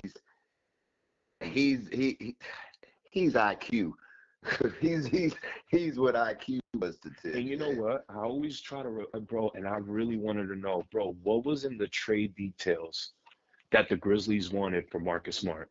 What did they ask the Knicks for Marcus Smart, bro, in the That's beginning what of the I season? want to know. I I really think wanted it to was know that. If Grimes it at was, that point. dude, Remember, I there think was they a wanted point where Deuce. I think it, they wanted Deuce in that yeah, trade. And they said screw that. And they said Yeah, screw it when I. I think yes. that's exactly what it was. Al, There was a 100%. point in time where those two guys were untouchable. Remember, because there was a rumor that it was Grimes is what I mean. That's what even Stephen A. Smith Oh was my going God, on I about. remember that. Grimes Grimes held being up untouchable. Oh my the God. Mitchell deal because they didn't want to add it in there. There was a point in time where some of our rookies were considered, untouchable as Yeah, far as kids and Leon were concerned. I'm thinking maybe that was it. because So bro, having Marcus Smart here, that would have changed the dynamics of this whole conversation. I don't And think I so. think I don't think so. because he would have been the perfect replacement for Dante DiVincenzo. Like I said, Dante was a really good help recover on defense, bro. When they had a switch, he would recover really well because him and Josh Hart, they're very fast guards. That's why Tibbs loved to play small ball because they recovered very well, and he can't do that as much. That's why I think why he plays these guys so many minutes because I don't think they don't have a guard bench that can recover really well like the way Dante was doing last year. And this is, like I said, this is from what I see, especially in close games. From You know what what you I see. mean? Yeah, exactly. Yeah. So He said, from Hey, what you I see. Keith, Yeah, my go ahead, eyeballs Keith, don't work 'cause too well. I didn't want to talk over Keith. Keith, go ahead and I'll go after you. Yeah, yeah. Oh, I didn't know you was there. Go ahead, Keith. Hey, I got one thing to say, and it's really not what you guys were talking about. It's about I got one thing to say about the thing I'm going on in the chat. I don't disagree with the rookies needing to get some minutes in spot minutes, 20, 20 time, when the game is over and this, that, and the third. But people fail to realize Tibbs is in his mid to late 60s. This is his last go round. He's probably not going to sign an extension after this one.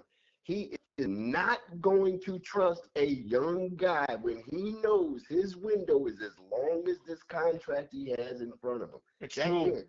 So It's true. everybody that keeps saying, well, why we can't get this and why Kolek can't get in, why Hartford can't get in, This it's is not not- that I this is even a- this is- disagree. It's this just is his it's last not go his round. reality. He is not going to do that. If that rookie ain't special, he's not going to get on the court. It took Deuce averaging 28 and 12 in the G League to get 8 minutes worth of garbage time. That's a When fact. we That's were not a a fact. Yeah, contender. that's true. Yeah, they've been developing Deuce for a long time. There's A long time. You name me. People did the Sandman talk about Memphis because they're playing 2 starting rookies, whatever. They're playing rookies because they're injured. You give me a contender, a true contender that's had any young guys, any real minutes when they're healthy. There are none. That's a fact. Another And thing also, too, Zach Edey was a 7th pick. Like, people forget that part. Like, he was a top 10 pick. So usually top 10 picks start and get minutes. Like, we don't got top 10 picks. We got a 25th pick and a whole bunch of second round picks. There's no guarantees when you're not drafted in the top 10. But go ahead, Yuri. So I want to respond to BM, and I'm gonna get to y'all. We just got. I'm gonna respond to being all struggling teams at that time. We have yet to be a top team. Pacers and Philly did it multiple times already. Are we the Pacers? Are we the Pacers? And are we Philly? We just got Cat. We just got Cat on this team. We have a bench that is literally getting off injury reserves right now. And Bridges. And Bridges is finally starting to show he's worth the 5 or 6 picks. We have a 3 to 4 year window. We're obviously not going to beat them right away. Would it be awesome to get some signature wins this year? Oh, absolutely. I'm not denying that. I would love to get some signature wins in this homestand, especially since we're at home. And another thing I want to point out. We're third in the East right now. We're 29-16. We're on a 2-game winning streak right now. On a 2-game. That's a fact. Guess who's in the 6th seed? Pistons. Guess who's in the 8th seed? The Atlanta Hawks, especially after we beat their ass at home. Yeah. So if it was the playoffs right now, we would be taking on the Pistons. Everyone is saying, the Pistons aren't that good, and I was like, listen, don't let that fool you. They came into our MSG and beat our ass. I'm not gonna lie to you. I'm kind of liking the Pistons odds this year. It's all about They're coaching. ready. It's all They'll about get coaching. to the- Like, you see what Kenny Atkinson they'll has get done there. with the Cavs, bro. It's all about coaching in the NBA, bro. Like, it's just the way the game is. And it's so crazy the way that Kenny Atkinson coaches, bro. Like, he was an assistant for Golden State for how long? Like 3 years. So long that. So I want to Yeah. talk about this home game stand. I'll let you get to your point. I want to talk about this home game stand. We got a 5-game homestand, right? A 5-game homestand. Sacramento Kings, January 25th. That's basically today. We're taking them on later at 7:30. Memphis Grizzlies, 1 day after that. Not a back-to-back where we get a day break. We're taking on the Denver Nuggets next Wednesday. And we got the Los Angeles Lakers on Saturday. That Denver we got game the going to be Houston tough. Rockets. Oof. Then the Houston Rockets. You want to know what my prediction is? I say we win against Sacramento. I'm going to go ballsy. I say we win against Memphis. We win against Denver. We lose against LA. And we lose against the Rockets. I don't know about that. The Denver going to be tough. But I'm glad you went there real quickly. And I'm gonna keep the conversation moving. I want to let everybody know the upcoming program, the updated flyer is on the screen. So I got all the right times. So the This Week Inside the Knicks, Monday at 6 p.m. And of course the call-up show next week, Friday, same time, same place, 10:45. We had the Thursday night was cool, but we're gonna stick with Friday for now, and then maybe in the future we'll revisit another Thursday show. Also, next Saturday, we're doing the live play-by-play for the Lakers game. Not tomorrow, the following Saturday. We're gonna be here. I'm gonna have Dusty in the building, so we could roast them when we beating up the Lakers on that February 1st, that Saturday. And then, of course, the Knicks call This Week Inside the Knicks at 6 p.m. Another thing too, guys. I see you guys in the chat. This is the Knicks call-up show. Feel free to call up. Let me get the number on the screen, 646-995-8389. The number is also in the description, and it's also in the chat. So you definitely you can see the number if you really want to. And then who was next? Was it Yuri? Yeah, it was me. So I predict Okay, go ahead. at least for this homestand, we go at least 3-2. I like to say 3-2 for this homestand. Okay. So I want to talk about. I think I said it. I want to talk about the officiating.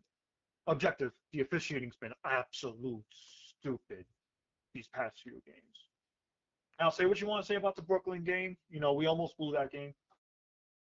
Let's be honest here, because Tibbs said it too. And here's the thing: Tibbs got fined. Tibbs actually did get fined. He did get fined for that? Yeah, he got fined. Wow. That's his first fine if he got fined. I think he did. I heard about it, unless it's a fake report. Hang on. I didn't see that, but it doesn't mean that it's not true because I didn't, No, actually. No, that was a report I misread. Yeah. Okay. They probably was saying he should have got fined. It probably was a Tibbs hater. Go ahead. He doesn't normally say what he doesn't normally get that aggressive though. So no, and he don't got a tech this whole year. So no, I think he did get one tech. It's either he got one tech or no tech. Yeah, I think he did get one tech, right? So yeah, so he's been mild. I'm curious to know what everybody else before we move on. What do you, Keith, and my brother on the other line on the line? How you think we do during this home stretch? What's your prediction? I got 4-1, man. I went 4-1, bro. I think we're gonna do 4-1? good. I really think because the Knicks have taken so many days off. This is like the first time they've taken 3 days off in Good point. since the start of the season. Yes. And they haven't put so I mean that's gonna help them out a lot. What I want to see is what they do at the trade deadline. That's my biggest thing. But for now, the homestand, I just want him to continue moving the basketball. I love Jalen Brunson, bro. Like I really do. But he's got to stop playing this hero ball crap, bro. Like he really does. And I think the reason why he does it is because he still thinks that he's the primary scorer on the team. Like he's the only scorer. It takes a while to get out of that mindset. Right, and it takes him out of that because he built himself to be one of the best point guards in the NBA. I think he's top 5 easily. Maybe we could get into the conversation of the top 3. But he did that because he was the primary scorer, and he's very clutch and stuff like that. So I understand where he gets this fourth quarter stuff. I want Jalen Brunson to be more of an assist guard first than more of a scoring guard. There was this game, and I forgot which one it was. It was like a couple of games ago, bro. They lost, and then I guess, the Knicks were really angry. But in that first quarter, I saw Jalen Brunson drop bucket after bucket after bucket. I think he ended up having like 37 points or something like that. I don't know if you guys can remind me which game that was. But, dude, I mean, he was not looking at his teammates. He was not looking at anybody who was open. He was not running plays. It was all this ISO Jalen Brunson, ISO Jalen Brunson, ISO Jalen Brunson, which it works out well. But at the end of the day, dude, you got Cat at the 5. You got OG. You got Mikal. You got Josh Hart, bro. Like, everybody on that team should shoot threes. I don't know why we're not running more 3-point plays, especially when these teams, and this is the thing that kills me about this team, is that when the teams play zone defense. Once they play that zone defense, bro, then we have to shoot threes. And honestly, listen, I love Jalen Brunson, bro. He's not the best 3-point shooter. He's a streaky one. Kind of reminds me a little bit like, I don't know how to say it, but like, Mellow? It's like, he kind of reminds me a little bit like J.R. Smith, bro. Like, J.R. Yeah, and that's a big thing. No, but the way that he's streaky, right? Like, Jalen Brunson obviously can score on the inside. JR couldn't do that. But he's very streaky, bro. Like he'll shoot.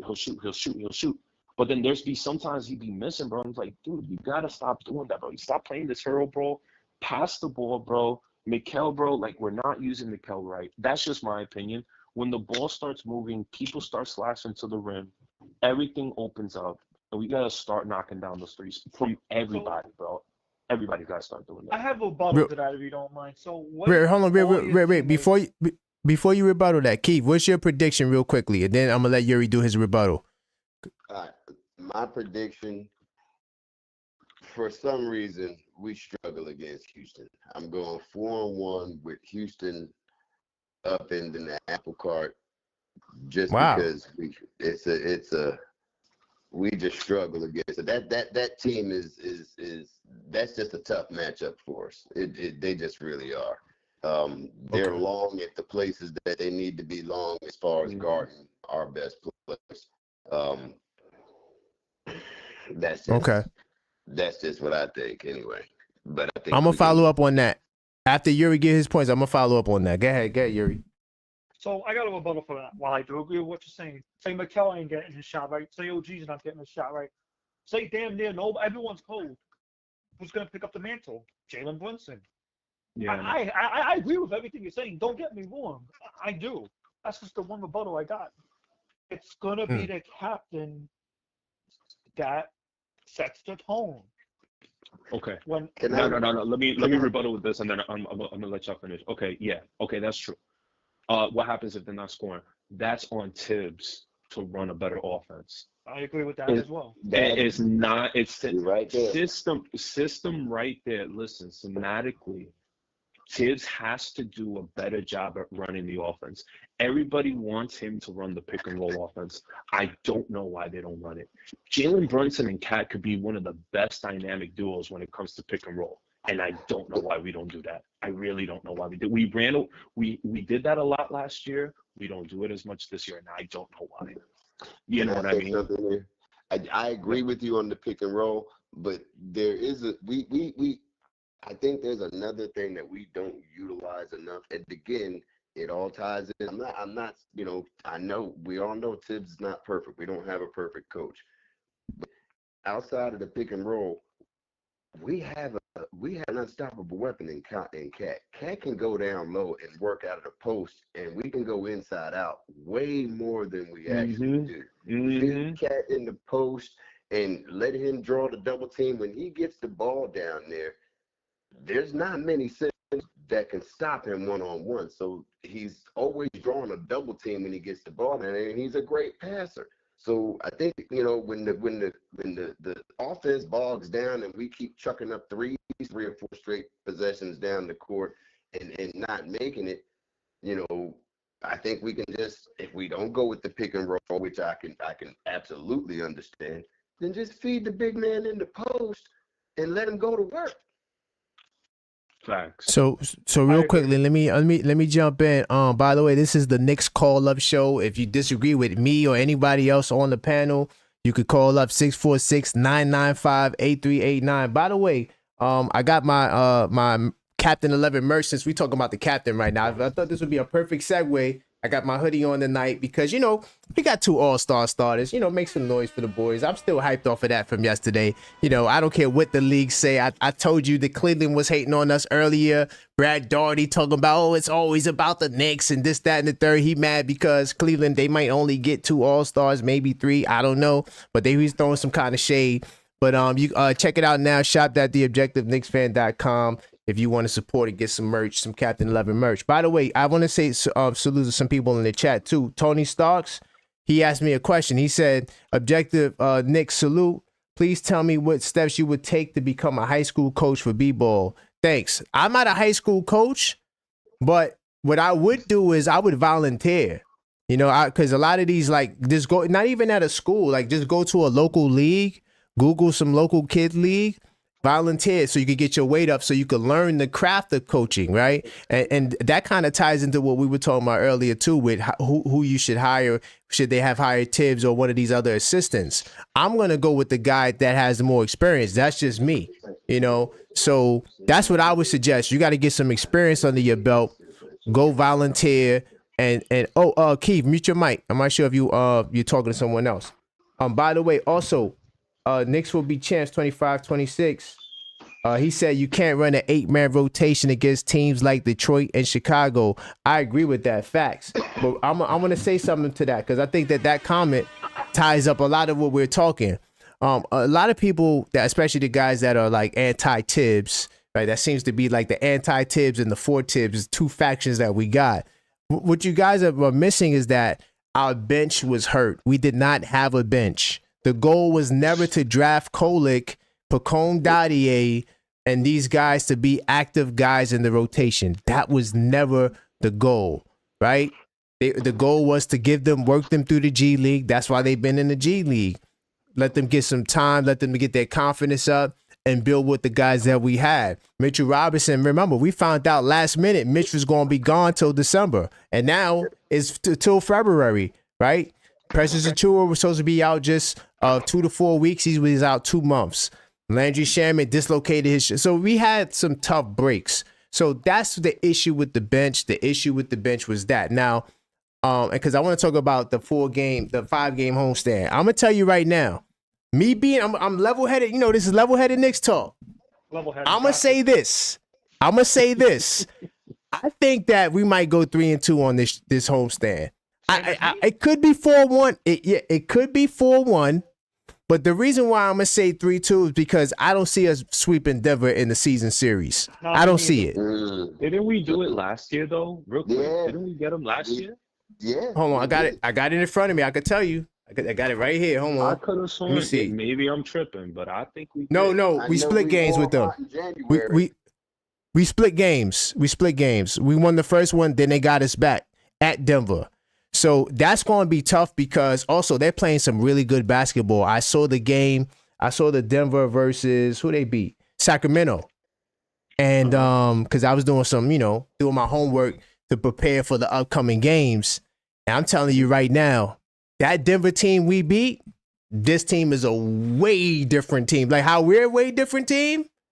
Boy, Russell Westbrook is looking like OKC Russell Westbrook. Wow. And he starts. They're bringing Aaron Gordon off the bench. All right. The man got hurt. He came back. They were playing good. They said, you know what, Aaron, we're going to, you on minutes restriction. We're going to bring you off the bench. We're going to let Russell Westbrook. They start Braun, Westbrook, Michael Porter with Murray and Jokic. And then when Murray's not in the game, right? No, when Jokic is not in the game, Westbrook is the point guard, not Murray. They got Murray off the ball. And now Murray's just lighting it up. His whole focus now, I'm just going to light you up. So that Denver game is going to be tough. Now, the other game to me that I think is going to be tough is the Memphis Grizzlies. Let me tell you something. I did see the game tonight, but Ja didn't play. Memphis Grizzlies is 5th in offense and in defense. They might be the best team at that in terms of both being top. I don't think no other team is top 5 in offense and defense. Definitely not the Celtics. Definitely not OKC. Definitely not the Cavaliers. I don't think there's no other team that's top 5 in offense and in defense, right? Ja Morant jumping out the gym doing 360 layups, right? Desmond Bane, they play really good defense. That's going to be to me, those 2 games, I could really see us losing. Now, the Lakers, they kind of up and down. I got no faith in the Lakers. No offense to Dusty, but the Lakers, to me, one game, they look like they're going to win the NBA Cup. The next game, they look like, damn, they're going to be a playing team. So I ain't really worried about Los Angeles. But Houston, that's a revenge tour game. So we better get Houston. Listen. They better get Houston. I do not want to get swept by. The only team I want to get swept by, I don't want to get swept by, but the only team that we're going to get swept by, hopefully, is Oklahoma City. I don't want to get swept by nobody else. So we got to end these trends. But Houston, we can't lose to Houston. You know what I'm saying? Because they're good, though. They definitely top 5 defense. They got all the height, all the length, but they still make some bonehead decisions and bonehead plays. I think they're vulnerable, man, especially on the road. I think they can be beat, but they are a good team. All these teams are good, but maybe with the exception of the Lakers. Well against us for whatever reason, we never play well against them. You know what I think? I think it's because of Fred VanVleet, man. I really think that he doesn't like the Knicks, and he really takes these matchups seriously.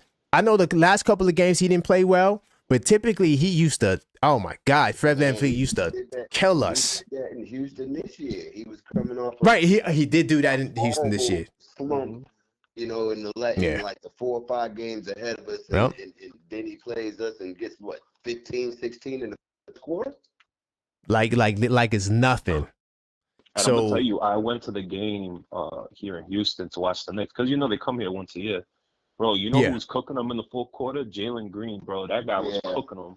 Straight up cooking them. Yeah, no, Houston, dude, I'm going to tell you, when I saw that game, dude, and I'm going to tell you right now, like, Houston, like, they switch really well on defense. They're very fast. Oh, the defense is incredible.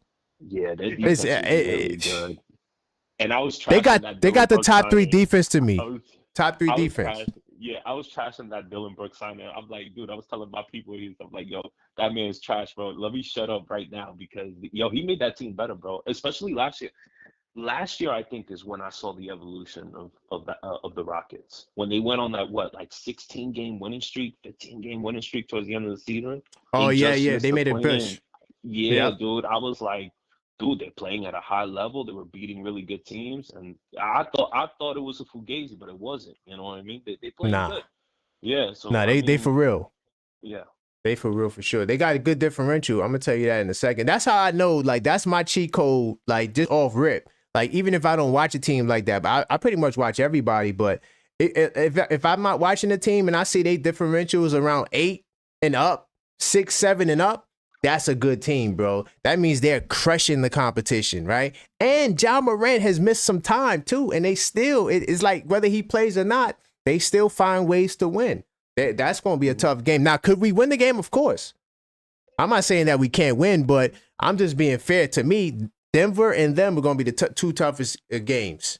Because if you're not on your A game, yeah, they can blow you out. I seen them dismantle the Bucks. I'm talking about this like, oh my God, it was just ugly. Bucks is kind of Barbecue overrated to chicken. me. In my opinion, bro, the Bucks is kind of overrated. I don't know. I don't know something about them. That Damian Lillard trade. I don't know, bro. That it seems a little Mark overrated Rivers. to me. How's that You sound? know, yeah. You Well, know, but right now they differential 3.6. I got to see how that holds up. Like we'll keep an eye on that. We'll see how they hold up. They've been playing can good I ask y'all basketball. a I can't front. question? I want to ask y'all Yeah, a go ahead. question. Who do you want? Who do you want at the trade deadline? What do you think the Knicks should do at the trade deadline? That's a good We question. need a wing. We need a wing. I don't want to get a center right now. I want to wait for Mitch to come back. It is estimated. Hear my words. Estimated. Because Tibbs actually did speak on it today. Oh, he did? Actually, okay, I didn't catch yes, that. Tibbs did speak on it today. So I'm gonna pull it up on my phone. I take screenshots of my phone. Nick's video at SNY Knicks on X. Tom Thibodeau is active on Mitchell Robinson's status. Steady progress, working out every day. He's moving great. He on when Robinson can't get cleared. It's hard for him to say. I Oh have to man, trust see the that's what you medical don't want to hear. people to give him clearance. That's what you don't want to hear. I wanted to hear. Here's the Yeah, good he would. news. Here's the good Go news, ahead. though. Yeah, because what I want to There know. haven't been any setbacks for Mitchell Robinson. Okay. That's cool. But he's not still cleared for contact. Yeah. Right. That's the funny thing. Yeah, he's not. He's doing good, but he's not cleared for contact. Bro, they've been talking about this since the start of the season. I think there's something seriously wrong with him. I think it's time, bro. Oh, I man. think we got to move him in the offseason. We can't move him now because we need him, obviously. But I think in the offseason we got to move him, bro. This Mitch, bro, you can't rely on him. Dude, Come he's on. like worse. I don't want to have Honestly, a discussion about this, man. Bro, he's like worse than Marcus Camby, bro. I thought Marcus Camby was an injury goat. Bro, like Mitchell Robinson, he's an injury goat, bro. Like it's like the greatest Marcus of all time, Camby bro. was only injured during his early years. When he got towards the mid part of his career, Marcus Camby was pretty durable. So, you know. Yeah, but And I to tell remember you in the the beginning, in the beginning, dude, that guy used to get injured like nothing. Like he's like barely playing, bro. Like what the fuck is going on? You know what I mean? And to tell you the truth, right? We're actually not doing bad without him this year. You got to remember, 26, 28, we're almost 30 games. We're almost 30 wins. We're actually doing okay with Nick without Nick. Yeah. You got to remember that. We don't. And that's and that's my thing. And that's my thing, bro. Like, and seriously, I think we could both agree. They're really not that far off. Like, I just think they need a wing. We got to see what they do. Like, we got to see how Mitchell Robinson comes back. Because I think Cat at the 5, I'm kind of torn. Because he's having, like, career year in rebounding. I see that he defends the 5 well, but sometimes he doesn't. So I like to see that Mitchell Robinson, that Cat duo. I want to see what they can do. So I really don't think they're far off. But my personal opinion, will the Knicks win a championship in the next 5 years? I think they will, but I don't think it's going to be this year. I think It's not going to be this year. No, I think So Keith, who do you want to see? Who do you want to see them trade, Keith?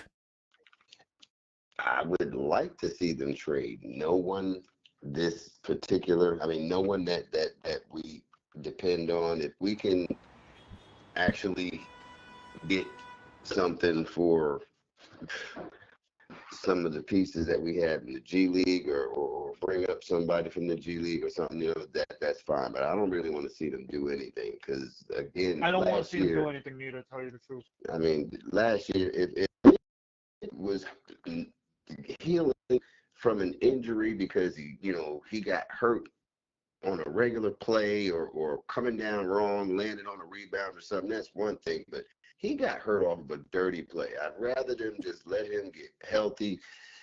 We need wings only because the wings we have never get any bench time. When we bring him in and Precious gets those same 18 to 20 minutes just at power forward, allowing our wings to get some more rest, it won't look in such dire straits that we need this wing, because our wings will be fresh. So I just don't want them to do anything. I want them to sit where they are, let the meal cook. Go ahead, and I think our ceiling is the ECF. We'd have to have a lot go right for us, and have a Golden State Warrior type run where they don't play any superstars on the way to the championship.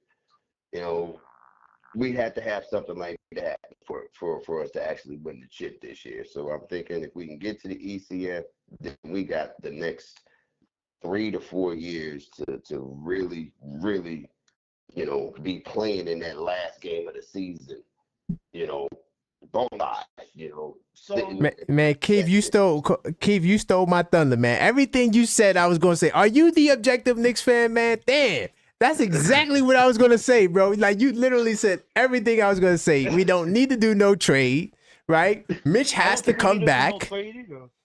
Mitch has to come back.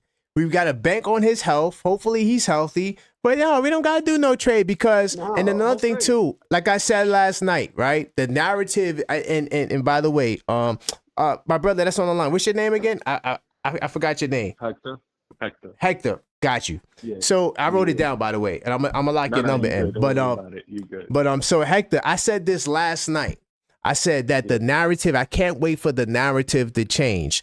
If Mitch comes back in February, by the time we get to March and April, the narrative is going to be, oh man, the Knicks, they have such a great bench, because it's going to look so much differently. Like Keith said, when you got Mitch getting 18, 20 minutes, Precious getting 18, 20 minutes. Now OG goes to the 3 where he belongs, right? Getting less time, right? Mikel's going to get a little less time. Josh Hart might have to come off the bench. Who knows? We'll see.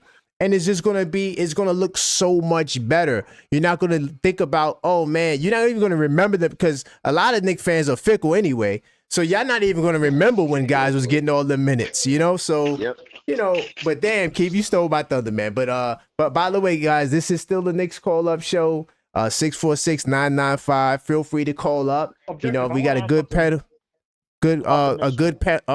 phone call with guys, and I'm gonna let my man Yuri go. But yeah, feel free to call up, guys. Go ahead. So objective. So Tibbs did add one more thing though too. He is expected to see Mitch practice at the end of the month though. Oh, okay. Yeah, that's a major update. That's major. So if he's expecting, because right now the 1-on-0 drills, I wouldn't even share that. I'm gonna keep it real. I would start at 1-on-1. Because when you say 1-on-0, huh? He is expecting. When is the All-Star break? Oh, All-Star break, I think is the 16th, the 13, 14, 15, that stretch, or is it before that? I'm telling you, I just have such a fun. I've been thinking this for months, man. He let him sit, let him come back after the All-Star break. The first home game after the All-Star break, he comes in off the bench to a massive ovation. You know how the Garden crowd gonna do when he comes back in for the first time. But let him sit until he's 150. I mean, ready to go, fresh out of like training camp status, ready to play. So real quickly, to answer your question, is between the 13th and the 19th. So that whole week, from Thursday the 13th, and then our first game is Chicago, the 20th, which is a Thursday. I want to. got- I want to beat Chicago so bad. You have no idea. We got to. We can't allow them to win the series, man. They're not even gonna make the playoffs more than likely. We can't lose to a team like that. Yeah, the way. I man. did tell people. I don't think so. I did tell people, yo, there's gonna be a lot of losses we're not gonna like. Yeah. Well, there's gonna be a lot of losses we're not gonna like. This is year one. I guarantee. That's true. I guarantee you That's in year 2 and year 3, and I'm gonna end it off here because it's getting late for me, and I gotta go to sleep and stuff because I'm not trying to fall asleep at 4 o'clock in the morning again. Also, real quickly, Susan, the Knicks will be champs 25-26. He says, how do we know the Knicks can't have a hot spring? They could win it all this year. And you know what? I'm riding with you, Knicks will be champ. I'm not saying we the favorites to win it. I'm not saying we the best team in the league, but I'm not going to say that we can't win it, right? I'm going to say that, more than likely we're not the favorites, but it is a possibility there because, hey, you never know. If Boston comes up slipping and tripping, because they lost their last game too. By the way, it's funny how I say what I say about these teams, and then now you see them losing, and you see some of the vulnerabilities exposed, right? Because the Lakers did something real quick. I want to talk about this for a second. The Lakers did something that was so damn crafty, it made JJ Redick look like a damn genius. You know what he did? He put what's the young boy name? The Christie. He put Max Christie on Kristaps Porzingis. He put Rui Hachimura on Kristaps Porzingis. The reason why he did that because he wanted them to post up. Took away the 3-ball. The Celtics only shot like, I can't remember how many threes they set in the first half. It was like a little bit amount of threes, or they didn't make a 3 in the second quarter, something like that, right? Completely took them out of their element, like threw them off guard because, in basketball, you throw it to the mismatch. So if you see a small guy guarding a 7'5" dude, all right, we're going to dump it down to the 7'5" dude. But it took them out of their element.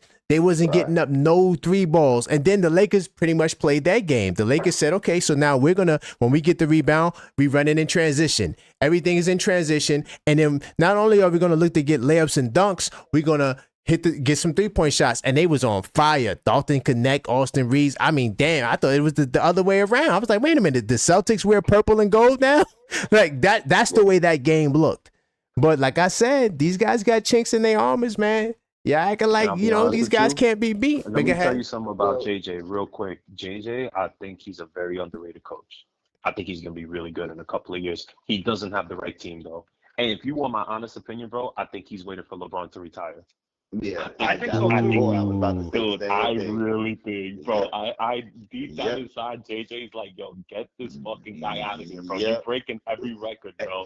Hey, he's like, thank you for getting me the job, because we all know it was that LeBron was the reason he's sitting with that podcast right now. So he's gonna let him get these last couple years, and then we'll see what kind of coach he really is. Even LeBron, the system he really wants to run. Bro, even LeBron's hairline is saying, yo, I'm done, bro. I'm retired. Let's just go home, bro. You can have those Lobos all you want, bro. Let's go have tequila. Let's go see Ron and Bella. You know what I mean? Like, let's do all of that. But that's just my opinion. And you know what I think is going to happen with the Lakers? They're going to go through a complete rebuild. They're going to wait till LeBron retires. They're going to trade away AD. Like, he's gone, bro. They're going to trade him away. Oh, yeah. Because they have no picks. They got lucky with Dalton Connect. They got really lucky with Austin Reeves. They got some young pieces. And the way JJ Redick wants to run his defense, not the offense, but so much of the defense, he needs to get younger.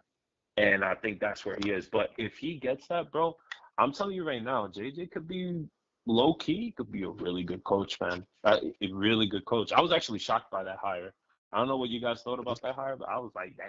I'm like, JJ? Like, that's crazy, bro. I'm all for the young ex-players getting opportunities anyway. We get so many of these old retreads, 60-year-old coaches and 55-year-old coaches. I'm all for the young guys getting the chance and, getting some of these old retread coaches to football, basketball, every sport, get those old guys. I mean, look at the Kings. Look at the Kings. They got Doug Christie. Bro, that's low-key. That's a good coach, bro.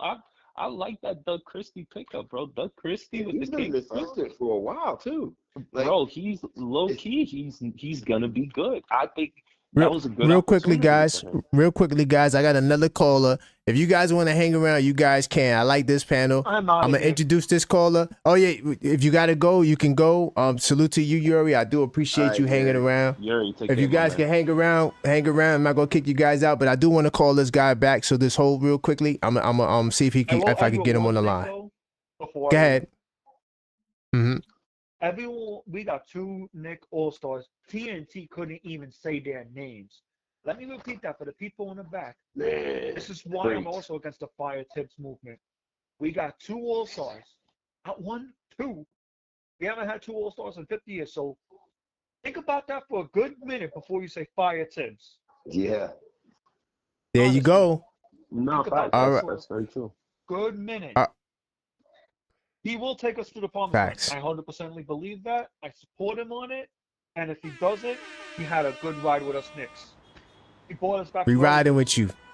We riding with you, Yuri. I feel the same way, man. If you are a Knick fan, you gotta at least hope for that, even if you don't want to see it, because you're a Knick fan. I mean, what else can you do? You know what I'm saying? You gotta hope that we win. You know, you could wish he's not here all you want, but while he's here, you gotta root for him. But thank you, Yuri, man. I appreciate it, man. Great conversation as always. All right, I think he dropped off. Let me make this next call, guys. If you gotta go, you can go, or you can just hang around. Give me 2 seconds. By the way, y'all, let's get the likes up and subscribe if you're not subscribed. This is the Knicks Call Up Show. Keep the calls coming. I got the number on the You screen. reached Matt Bordeaux, guitar and piano teacher. Okay. My man, Matt, I just called you. Call me back. Call me back if you want to get back on the line. Salute to my man, Matt. But yeah. So where were we? Oh yeah, Yuri was talking about the accomplishment. I agree with that. I want to piggyback on Yuri right quickly because you can't give Coach Tibbs all the negative criticism, but then when the positive stuff happened, don't acknowledge him too. The fact that we do have the 2 All-Stars, that was Coach Tibbs that put them in position to be for us to get the 2 starting All-Stars, right? For us to be the 3rd seed in the East right now, when we're the only team that is pretty much brand new in the top. Right? Everybody got the same team from last year. Milwaukee Bucks, same team from last year. Boston Celtics, for sure, definitely got the same exact team. They didn't even add no new pieces. Cleveland Cavaliers returned 13 of their 15 players. Indiana Pacers, if you want to add them. So basically the team that we have is new. It's going to take time. And it looks good to me. They're starting to get it together.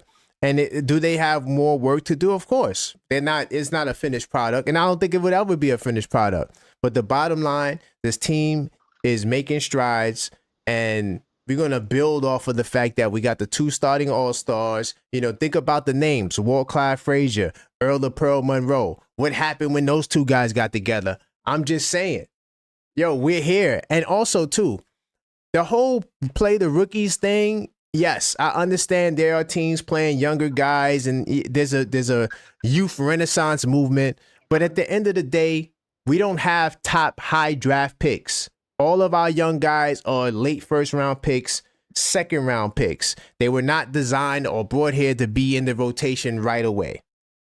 So, yes, I did want to see Pacome Dottie. I did want to see him. But that was earlier on. Now we got a 9-man rotation right now. And then when we get Mitch back, now we'll have 10 guys.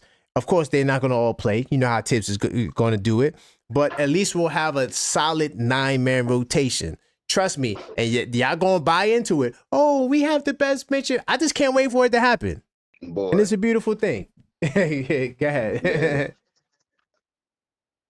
You're going to hear him, too. As soon as Mitch comes back and starts getting 18 to 22 minutes a game, and everybody else Yep. falls back down into their regular rotation spots and playing the positions they're supposed to play, because OG is only a power forward because we don't have Julius. That's a He fact. wasn't playing power forward last year. Nope. Last year, he was a 3 when we had a center and a power forward. OG was a 3. And as soon as we're able to get more lineups in there, Like that's why I love when we kind of have Cat in there with pressure at the 4, and then OG is still in the game. It's everything. We can switch everything on the perimeter when we had that lineup in there. It's going to be even more deadly when Mitch comes back and we have a rim protector. I think that's even going to show up some of that perimeter defense, because now guys can close out more on the 3. We get a lot of wide open 3s though, so I don't know about that. That we have to clear up, because we get Listen, I agree with you on that. I agree with you on that. The only concern that I have with Mitch, how long can he stay healthy? How are the Knicks going to manage his health? Because it seems like to me he's been having a hard time recovering. And that's my biggest thing. Like, we're going to rely on Mitch in the playoffs, right? 7-game series, right? Like, is he going to be good enough to withstand a 7-game series? Because we're going to use him a lot. I mean, if you're talking about a 7-game series, let's say, like, for example, we face, Cleveland. I mean, we got Evan Mobley, we got Jared Allen. I mean, dude, Cat can't do that all by himself. Precious can't do that all by himself. So it's very interesting to see how the Knicks will manage his minutes. And, that's my biggest worry. Now, if everything goes well, I think the Knicks have a shot to go deep in the playoffs. But that's my biggest worry with Mitchell Robinson. Now, another thing I wanted to ask you, are you guys comfortable? Because if you guys don't want no trade, are you guys comfortable in a playoff 7-game series having Landry Shamet and Cam Payne as your second unit? Are you comfortable with that? You want to go first, Keith? Be honest. I think in a 7-game series, Landry Shamet and Cameron Payne, first of all, I don't think both of them are seeing time on the court in the same game unless it's a blowout type situation.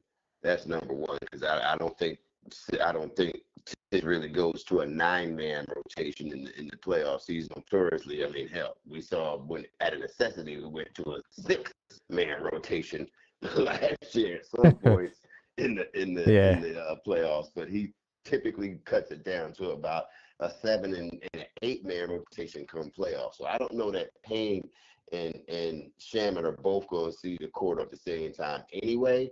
And that 8th man doesn't typically play more than 10, 12 minutes a game. So I think when it comes down to the playoffs, we're looking at Mitch, Precious, and Deuce. And as far as Mitch is concerned for the regular season, I'm looking at it in chunks. We didn't already, by the time Mitch comes back, I'm thinking we're going to have gone through at least 50, probably closer to 60 games in a regular season will have been gone. When we get to the playoffs, there are no back-to-backs. You get a day off minimum, sometimes 2, max 3, come playoff time for the days off. So if we can get Mitch for 40 to 45 games, max, that's a long run into June. If he comes back after the All-Star game, we can get a good 40 games out of Mitch, 20 plus, 15 to 20 in the playoffs. You know what I'm saying? I think he can handle that. And if we get rid of him during the off season, then hey, so be it. In Leon we trust. But all I'm thinking is the front office and Tibbs. That's the mindset I think that they have as far as bringing Mitch back. If they don't make any moves and we bring Mitch back in this, that, and the third, I think that's the logic that's the line of thinking that they got to be having. Is how long do we really need him for to get through the season? Right. If I could also chime in on that, man, Keith, you be taking half my point, man. I don't know, man. I think you the objective Knicks fan, man. That was a great take. Because Tibbs definitely will cut back on the rotation. If he plays 9 guys, that 9 guy is getting like 2 minutes. The eighth guy is getting he's getting like 7 minutes. So he's gonna really give a lot more minutes to which is what you're supposed to do in the playoffs, right? We're just saying in a basically in a regular 82 game regular season, you don't want to over push guys like that. But in terms of Cam Payne had a solid game against us in the playoffs last year, where he had 11 points, 4 of 7 from the field, 3 or 4 from threes. So campaign, yeah, I want him to play because I tell you right now, his confidence that's all I want to see.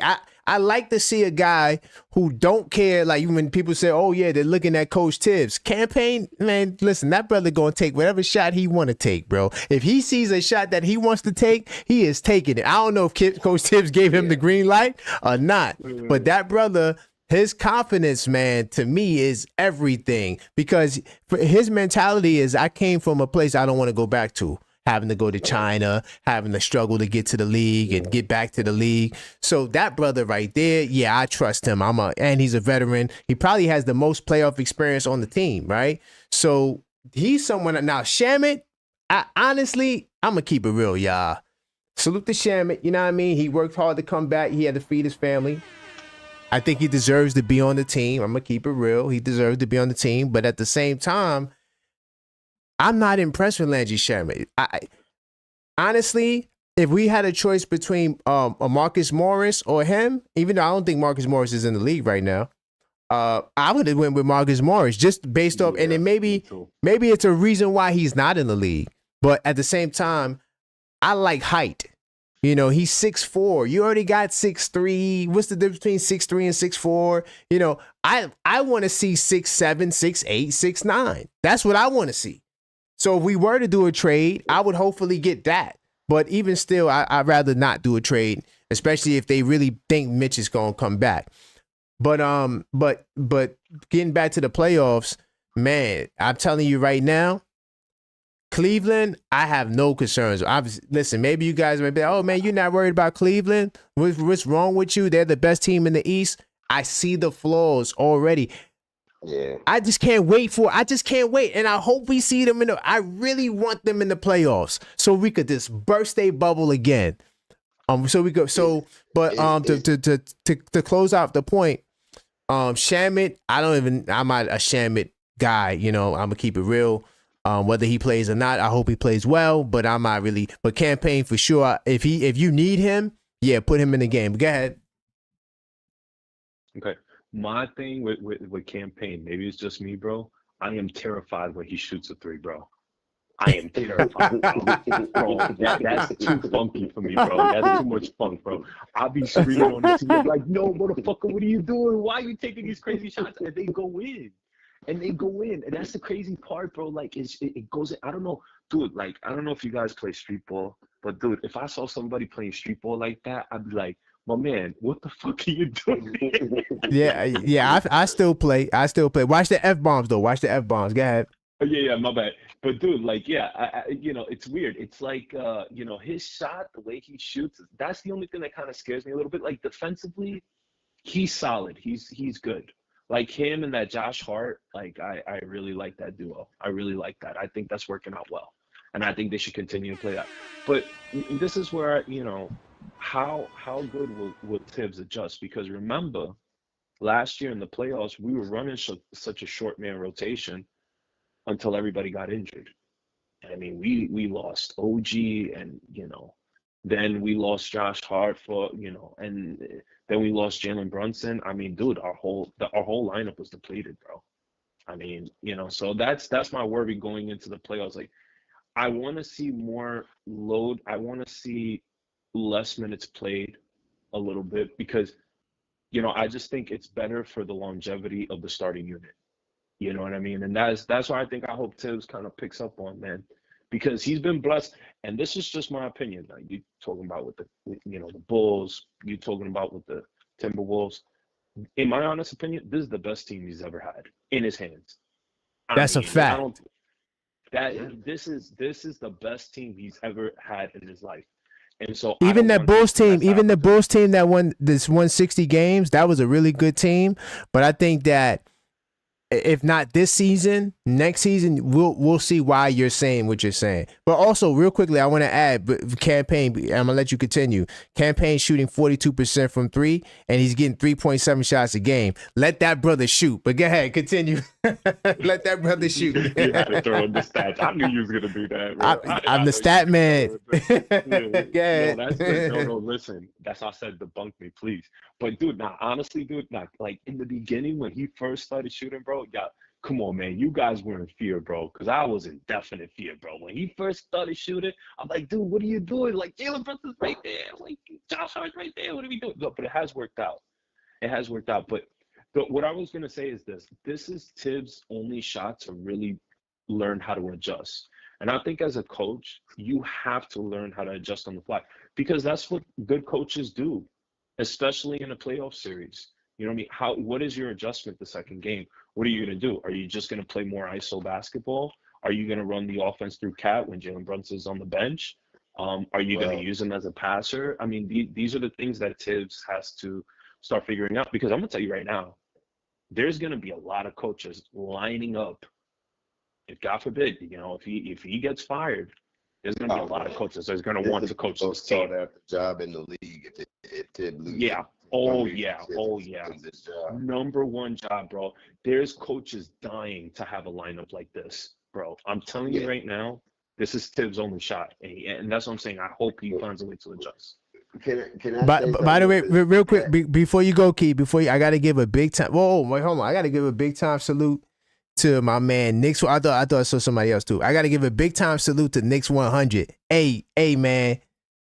Call up. This is we talking about. This wasn't even supposed to be a Coach Tibbs show, but this is the call up show. I let the callers. Y'all want to talk about Coach Tibbs? Let's go. So this is the night, Knicks 100. I'm taking on all Coach Tibbs challenges tonight. So this will be the night. I know you don't normally call up on shows, but call up. The invitation is there. But go ahead. My fault. I didn't mean to cut that. I just had to get that off. Only thing I was gonna say is if we look at especially if you want to look at the analytics or whatever, as far as what we've seen from Tibbs since he's been the coach of the Knicks, I can't see where he hasn't made adjustments. Last year, the reason we don't advance is absolutely nothing to do with him. It was all injury related, and I think him getting as many wins and as far as we got with the manpower we had, I think he deserved a lot of recognition for how far we did or how far we went last year. Year before last, same thing. When we lose to Miami, that was another manpower situation.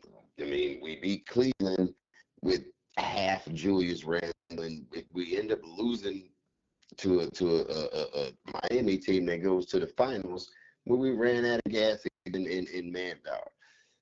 Adjustment-wise, Tibbs is during the playoffs. I don't see where Tibbs has made any real mistakes in the playoffs.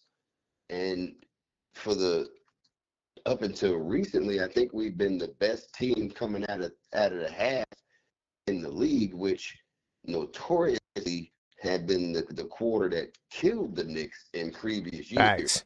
I mean, let's be real. We would come out of halftime, up 4 and come into the fourth quarter down 12, falling apart in the third quarter, game after game after game after game. This year has been the exact opposite.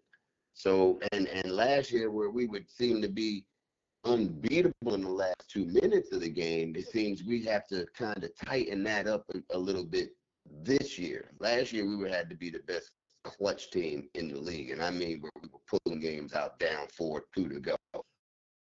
We have an hour highlight film of the Knicks doing that type of stuff last year. Facts. They show grit. So we're going to tighten up it a little bit in that area this year, but I think by the playoffs, notoriously, Tibbs teams always play better in March and April than they do in December or January. Okay. That's a fact. And that's exactly what happened last year. That's why we project that this year, this team will be better than last year's. The only thing that I'm kind of like not 100% sold, like we're going to be that much better, is that we played a lot more tougher competition earlier in the season last year, right? This year, we got a lot of, we never seen Memphis yet. We got to see Memphis twice, I think. We got to see the Lakers. We got to see, Denver be playing the second game. We got to see Sacramento, and Sacramento's playing better basketball, right? So there's certain teams we didn't see. We still got 3 more games with Cleveland, 3 more games with Boston. So we got some stuff that's coming, that we didn't have last year. But I do think because of what you said, Keith. Right. But I do but I do think that because of what you said about Tibbs getting the most out of his guys late in the season, I think we're gonna handle it so well that we're finally gonna get our props. Like, yo, this team will be a title contender. That's why I gotta ride with my man. Knicks will be champs 25-26 because I see what he's saying, and a lot of people are not really seeing the vision right now because it doesn't look that way. But that's why I keep saying March, April, we're going to see exactly what's going on. I guarantee you the narrative will change. But Keith, you 100% on the money about Tibbs getting more out of his guys during this time. And that's what I'm banking on. So, yeah. Okay. So, all right. Well, let's say this. What is the key for the Knicks? Because what I saw in the last game, when they played really good defense, they showed that defense from last year. And what made the defense good last year was that the defense was fast. It was really fast. Like the way they recovered was crazy. Like, and that's what I think made the Knicks so dominant last year, is the way they played defense. Was the last time I saw a team play that much great defense was the Golden State Warriors. And I'm talking about vintage Golden State. The way they switched, the way they trapped in the interior, it was beautiful to watch. Like, dude, last year, we could have been down by 10 points in the first half. Dude, we go on a 17-0 run, and it's just like nothing. And we're like, okay, we have confidence we're going to win. If not, we're going to win the fourth quarter like we always did last year. But this year, I don't see the fast pace. So for me, especially when I saw last game, it reminded me of last year's defense. And I think if you're saying that they're going to get the most out of the players, if Tibbs gets the most out of the players during these times that are coming up, that's what I want to see. I want to see more of a faster defense from them. Because if they show that they could play a faster defense and they could recover quickly, then the possibilities are endless. I mean, this team could possibly win multiple championships.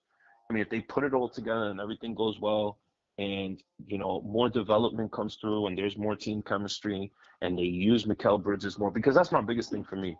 I think, Cat's trying to figure it out, and I think he's already figured it out. You got to figure it out with Mikal Bridges. You cannot have Mikal Bridges having an off night or anything like that. He's got to do other things. He's got to slash to the rim. He just can't stand there and take shots.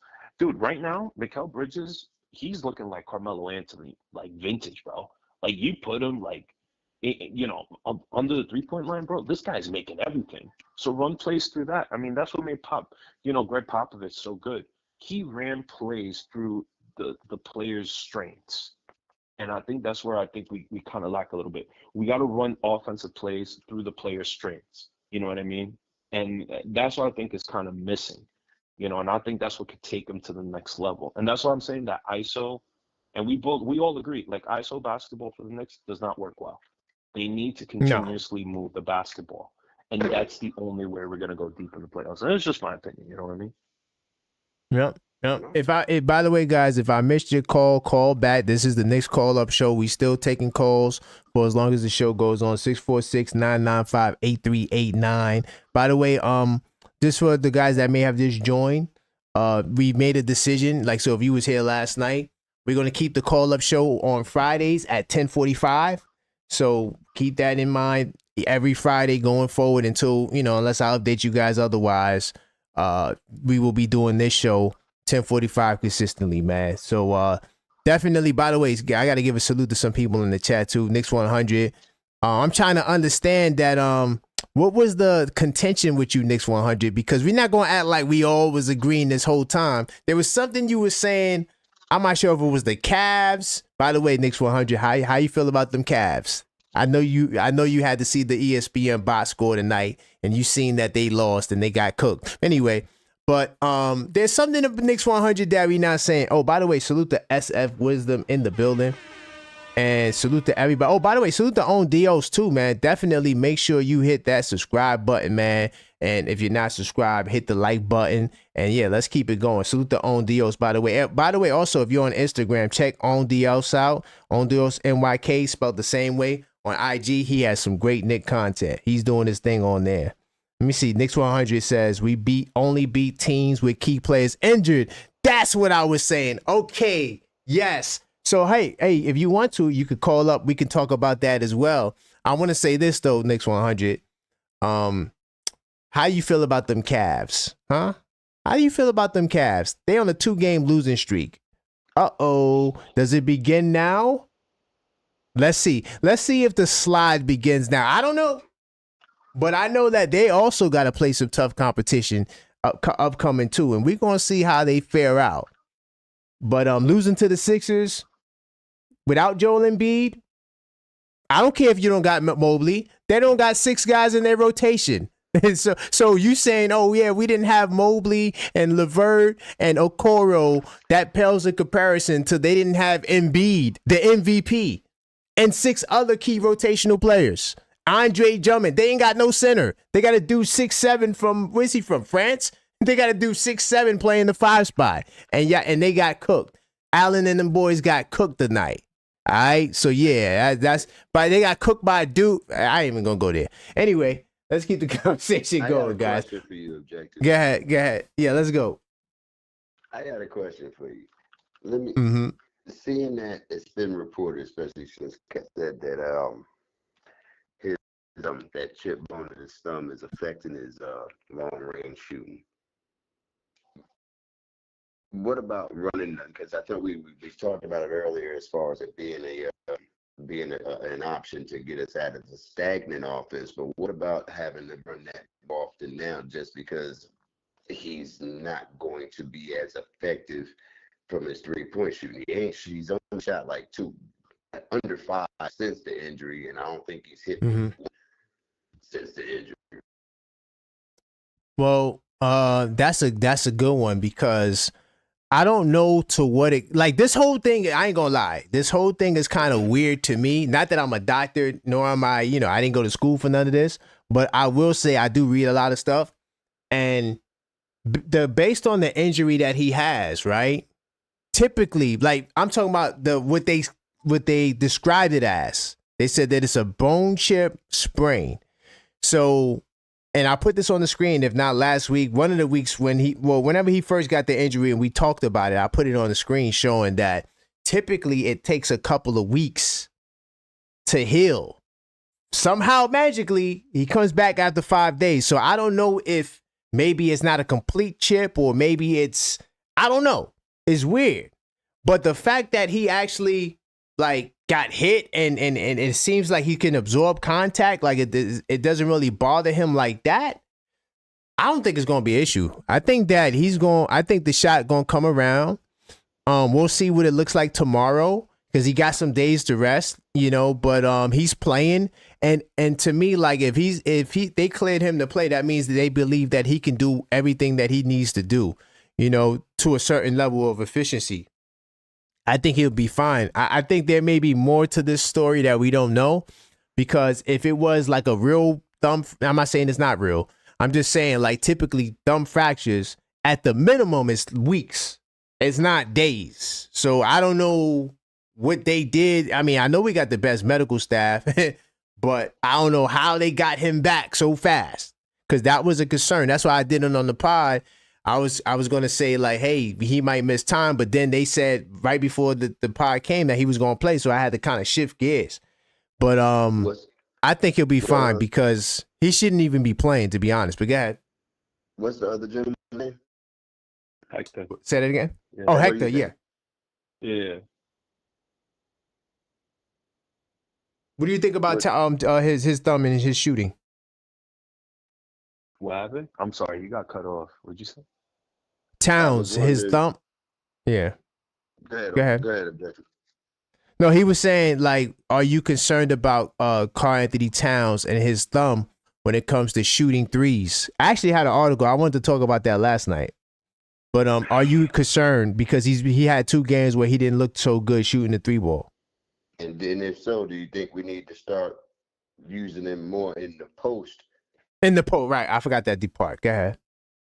I think that's the thing that I've been wanting to do with Cat from the beginning, bro. I think he does more damage in the post than he does in the 3-point line. That's just my opinion. I think they should start putting him in the post. But for me, with the thumb injury, yeah, he's shooting a little weird. It's not fluid. it's like almost he's aiming it because his mechanics are off because of the bone chip. Now, will that be a problem during the season? If they put treatment on it, he should be okay. But I don't know, man. That's a little tricky for me. I don't know. Eventually he's gonna have to get surgery to get that fixed. You know what I mean, right? So, but yeah, I would use Cat in the post. The problem is that how our centers are gonna play him more physically because of that. So that's why I would be also really concerned too. But dude, there's been a couple of games, bro, this season where the Knicks ran away from that. Like Cat just in the post, bro. Like, I don't know, man. He might be one of the better post, centers in the NBA, if not the best, in my opinion. Like he could just bang that low. And I think Nah, that's he where the could. Knicks should start. Yeah, and that's why I think the Knicks should start using him more. And that's why I say this is why for me they have that chance to win multiple championships. They just got to learn how to put these pieces together, because the way that I look at it, you got Cat right, like what was it, the day before media day. Like you got Yep. Karl Anthony Towns the day before media day. You got Mikal Bridges, who, in my opinion, right, they thought they were gonna play with Dante DiVincenzo and stuff like that, and then they make the big trade, and now the whole team is disconfigured, and everybody wanted the Villanova boys to play, right, and that was the big hype, and then Cat comes in, and then he Yeah, I don't disrupts think that, they were right? planning on really getting Cat. I think Cat's availability kind of changed what they were going with, because I think they were planning on bringing back the team, just adding Mikal Bridges. Right, yeah. And I mean, who knows what the team could have been. I mean, if we would have re-signed Isaiah Hartenstein, we would have never gotten Karl Anthony Towns. Yeah, We would have yeah, never gotten him. That would have yeah. never happened, right? So, yeah, I mean, that's the thing. So that's why I give this team another year, because for me, they need to gel more, and Jalen Brunson, who runs the point, he needs to learn how to be an assist first guard. And also, I want to see a second year of Tyler Kolek. I think he needs to put like 10 pounds of muscles. Bro, Kolek, to me, he could be good. His biggest problem, bro, and I don't know if you guys seen it, the limited times he's played, is defense, bro. Like, it's gotten better, but bro, like those first few games, oh my God, it was bad. It was bad. It was really bad. I can see why Tibbs don't play him. Like, Yeah, defensively, that's he's a his only. liability. That's the problem. He comes in and he can be responsible for 6 points, but he's responsible for giving up 12 on the other side.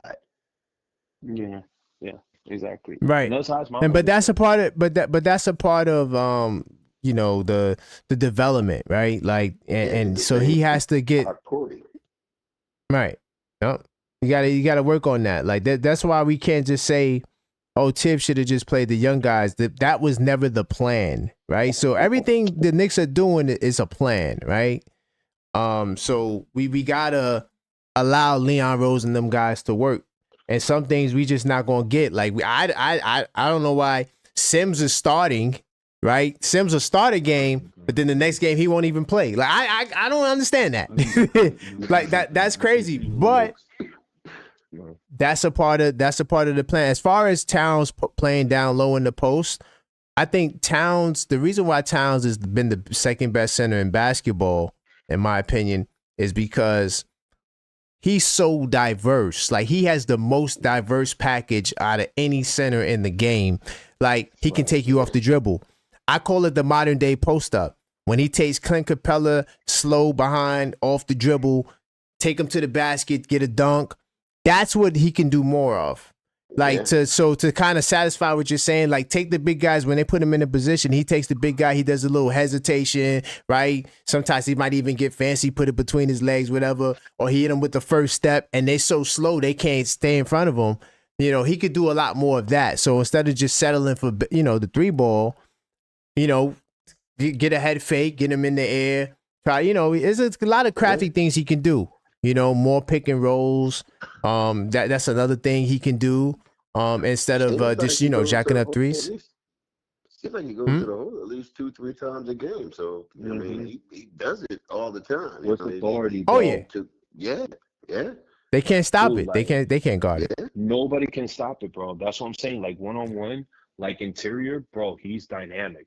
To Yeah, me, I think he's more dynamic interior than he is as a 3-point shooter. I think that's just an added bonus. And exactly what you said, right? Like it's a you could say it's so much diversity in his offensive game. It's like you can't go wrong either way. But from what I have seen from the time that I've seen him so far playing, he is so much better in the post. That's where I could see him really dominate. And that's why I want them to run more pick and roll. And I'm thinking they're probably going to run some of those plays when Mitch comes back. I could see a lot of pick and roll running, and it's going to be insane. I really want to see that dynamic. for But sure. that's what I'm saying. Yeah, but that's what I'm saying. Like with more of that pick and roll, I really, really, really want to see it. Um, but apart from that, I really think the Knicks, man, dude, it gets me so excited to see the potential, bro. It really does. Honestly, but I haven't been this excited since Mike Woodson was the Knicks coach, bro. We had freaking J.R. Smith and Kenyon Martin and Kirk Thomas and stuff, Rasheed man. Wallace and Jason Rasheed Kidd. Wallace, yeah, bro. Dude, and yo, honestly, and you know what? You want me to tell you something? If that Knicks team played today's Knicks team, this Knicks team would easily destroy that team. Yeah, They would yeah, destroy him. They would yeah. destroy him, bro. And that's Real the quickly, crazy not part. not to shift gears, but Knicks 100 in the chat. Wish he would call in. He says it makes no sense to keep playing Cat. He should get surgery. What do you guys think? He should get surgery and stop playing? Or take time away. I'm not sure how. Well, no, I know how much time. If he gets surgery, he's gonna be out months. So yeah. So do you think he should shut it down and get the surgery? Mm-mm. If he could play, let him play. That's the way that I look at it. You know what I mean? If he could play, let him play. I mean, it's just a bone chip. I mean, if it gets worse, obviously you treat it and you see how it goes. But he's been doing fine for the most part. You know what I mean? So I personally, I think he should play through it. Well, I'm gonna say my piece, and then I'm gonna go ahead and cash in. I've been on this phone for quite some time here. I didn't expect to be Me on as too, long bro. as I have. Didn't realize I had been on as long as I have until I just looked at my phone as well. But I believe the injury that he has is more of a pain management issue. From what they've reported. Now, if it turns out to be something different, then I'm all for just putting them. I mean, I don't want to. We got a 3 to 5 year window.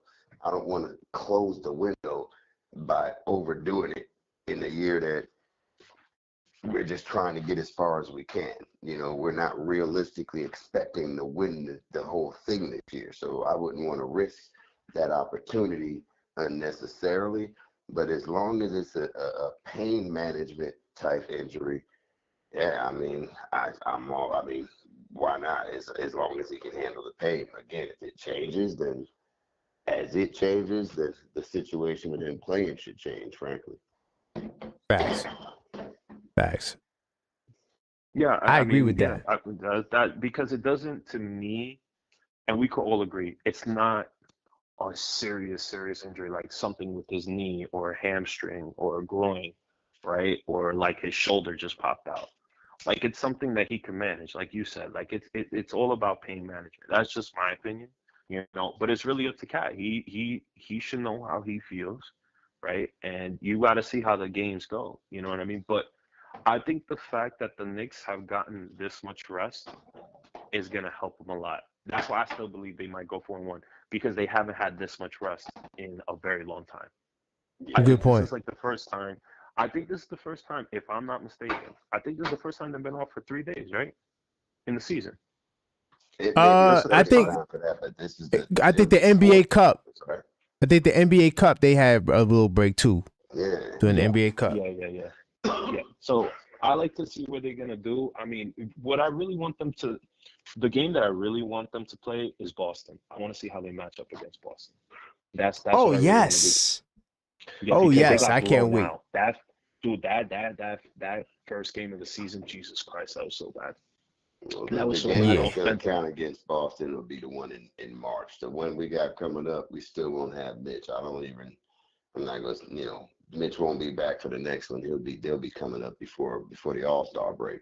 But then we play him again in March. That's the one I'm waiting on. Yeah. because Mitch should I be mean, back by then.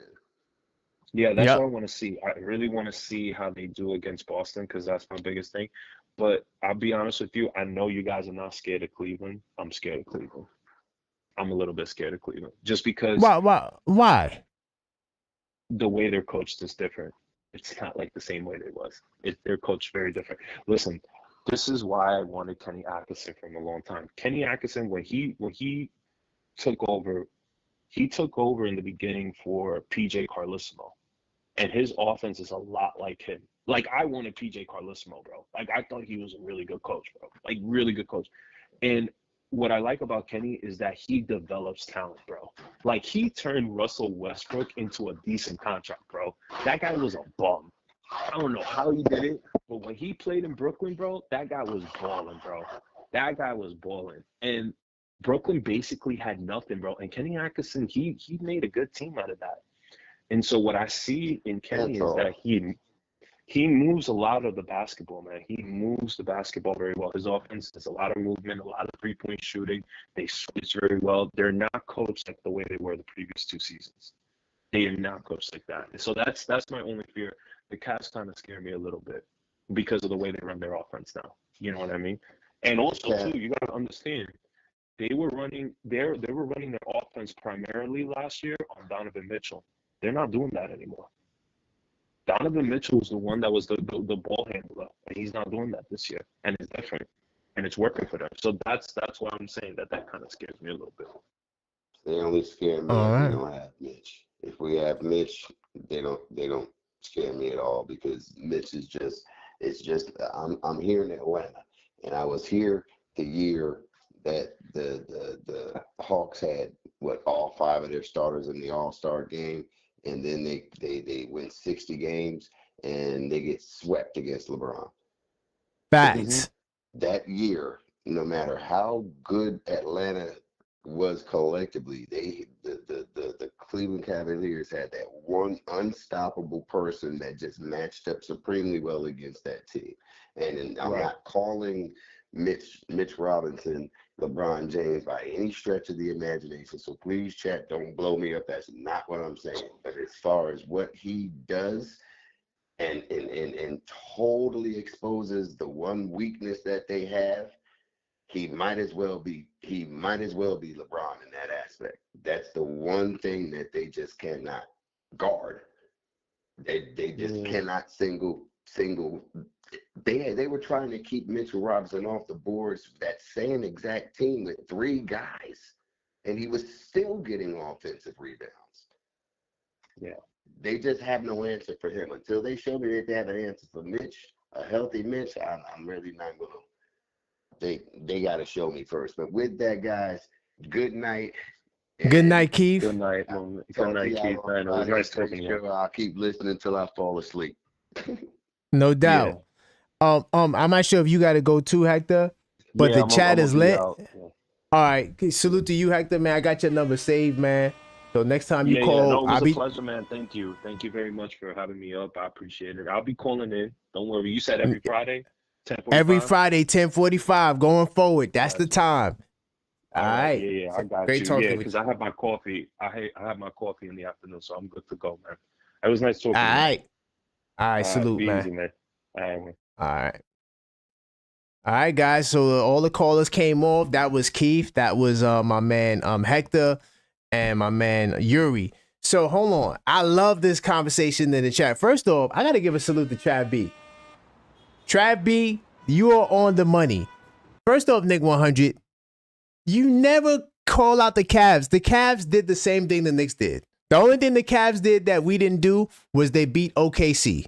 But however, they beat OKC and the Celtics. They beat OKC and they beat the Celtics. The Celtics didn't have Jaylen Brown. They beat OKC. OKC didn't have Chet Holmgren. Your knock on the Knicks is that everyone we beat, the opposing team don't have their best player. You know what? Let's do it. Why not? This is the call up show, by the way. Keep the calls coming, 646-995-8389. This show is for you guys. It's for the Knicks fans. So if you guys still want to call up, I'm here, right? I'm a vampire. I'm up at night. But hold on. Let me pull up the Cleveland Cavaliers. I want to go through all the. I want us to really go through the wins, right? Okay, cool. So they lost to the 76ers. By the way, Knicks 100. You said in the chat that we struggled against Washington. We didn't lose the game. They lost to the Sixers tonight without Joel Embiid. That's a fact. They lost 2 games in a row, but they lost this game tonight, and they didn't have Joel Embiid, right? Okay, cool. They smacked the Suns. The Suns is not really a good team. I'm not even gonna look at that game. The Suns is barely 500 right now. I don't care about the Suns, right? Same thing with the Timberwolves. Don't care about the Timberwolves. They beat the Pacers. Okay, Pacers, same thing, 500 team, right? Okay, we beat the Pacers. Okay, cool. But they also lost to the Pacers. So far, right? When we look at I'm going down the list, right? When you look at the Cleveland Cavaliers, a lot of the wins they got, we got. They got smacked by the Thunder. I mean, just destroyed by the Thunder. Okay? And the Thunder didn't have Hartenstein, nor did they have Chet Holmgren when they smashed them like that. Let me keep it going, all right? They beat the Hornets. Hornets is trash. They beat the Mavericks without Luka. Let's click it. Let's see who played this game. So they beat the Mavericks, right? They beat P.J. Washington, Derek Lively. That means Gafford didn't play. Spencer Dinwiddie, Klay Thompson, and Quentin Grimes. By the way, salute to Quentin Grimes. Once a Knick, always a Knick. So if you want to discount our wins, we can go down the list of Cleveland. You want to talk about the Cavs and give them the grace and the responsibility like they're the greatest thing since sliced bread. Lakers. Do we care about the Lakers? They beat the Lakers. The Warriors, when the Warriors were falling off, and I don't think Steph played that game. They beat the Nuggets like how? Congratulations, Cleveland. Congratulations, Cleveland. You did what we did like 2 months ago. You beat the Nuggets. But, oh, by the way, when you did beat the Nuggets, since Knicks 100 always makes the same excuse that we didn't beat nobody that were fully 500, when I look at the Nuggets, I don't think Aaron Gordon played. Right? He's one of their better players. They didn't have Aaron Gordon. That's something that we did. So we did what the Cavs did what we did, but 2 months later, right? Let's continue to go down the list. Then they beat the Jazz, the 76ers. They beat the Bucks. Let's click on the Bucks. This is when the Bucks was 14-12. This is when the Bucks was like just barely hanging around and they were trying to make this little push, right? And look at the Bucks record at the time they beat them. This is why I like ESPN. Look at their record at the time they beat them. They were 4-8 on the road. 4-8 on the road. All right. So they beat a Bucks team when they were coming around. All right. They beat the Nets. They beat the Wizards. They lost to the Heat. They beat the Hornets. They beat the Nuggets. They beat the Wizards. Right. They beat the Celtics, like I said, without Jaylen Brown. So if you want to discount wins, right? You got to discount Cleveland's wins. You got to. You got to. Like I said, they beat the Celtics without Jaylen Brown. Listen, I don't only watch the Knicks. I'm just letting you know that. I watch 2 games every night. So while the Knicks didn't play this whole stretch, I'm watching 2 games every night. You better believe I watched that Cleveland and 76er game. Some told me, I said, 76ers, they don't got Joel Embiid. Right? Let me just watch this game. Let me just see how it looks. I just want to see how it looks. And I was disappointed. I'm like, this is your leader. This is the best team in basketball. You lose to a team like Philadelphia, a team who we crushed, by the way, right? A team that you can't even stop them from shooting the 3-ball, right? They got the most threes. The Cavaliers gave up the most threes to the Philadelphia 76ers twice. 22 a month ago when they played them, and they gave up 21 threes tonight. If you're going to discount the Knicks wins, you got to discount Cleveland's wins too. I'm not letting you get away with that. Nah, nope. There's no deflection, none of that.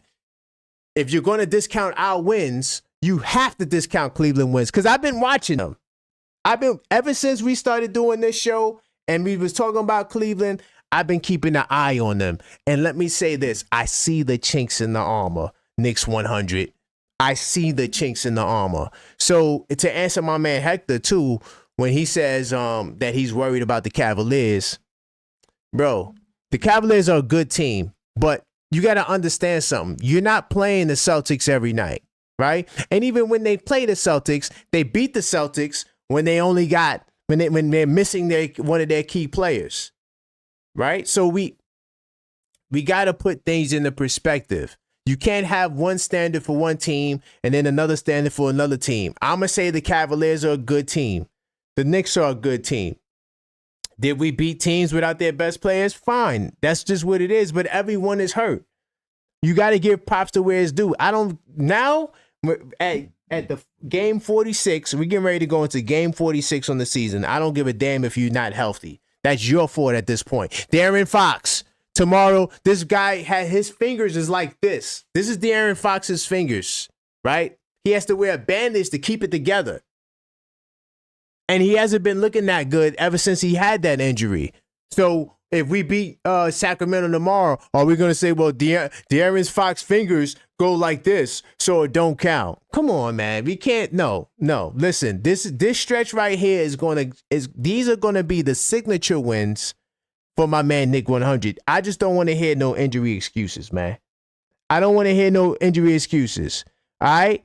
But what do you disagree with I showed about the Cavs? Okay, and they beat the Bucks. Okay, Knicks 100. You saying that we beat the Bucks without Middleton? They beat the Bucks when they were trash.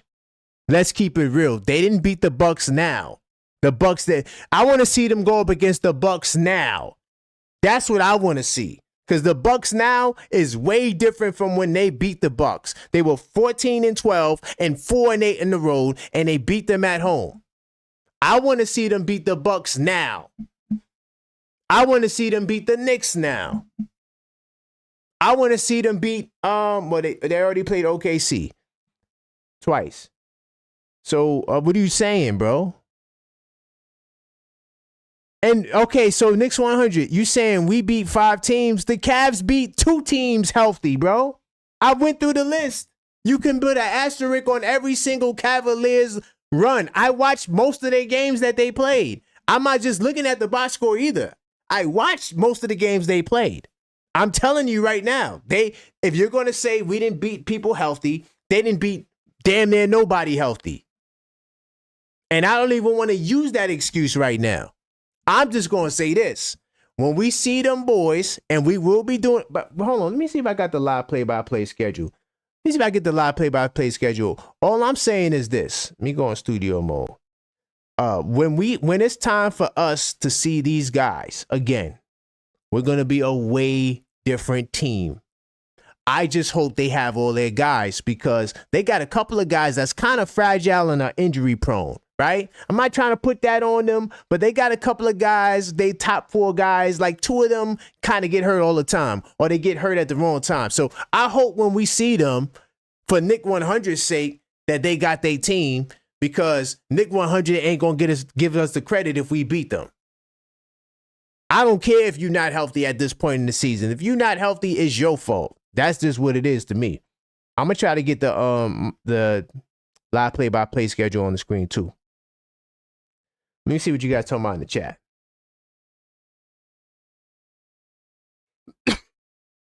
Let me see. Knicks 100 says, we are not the Celtics. Get that out your. I'm not sure what you were trying to say. Oh, your mind. Okay.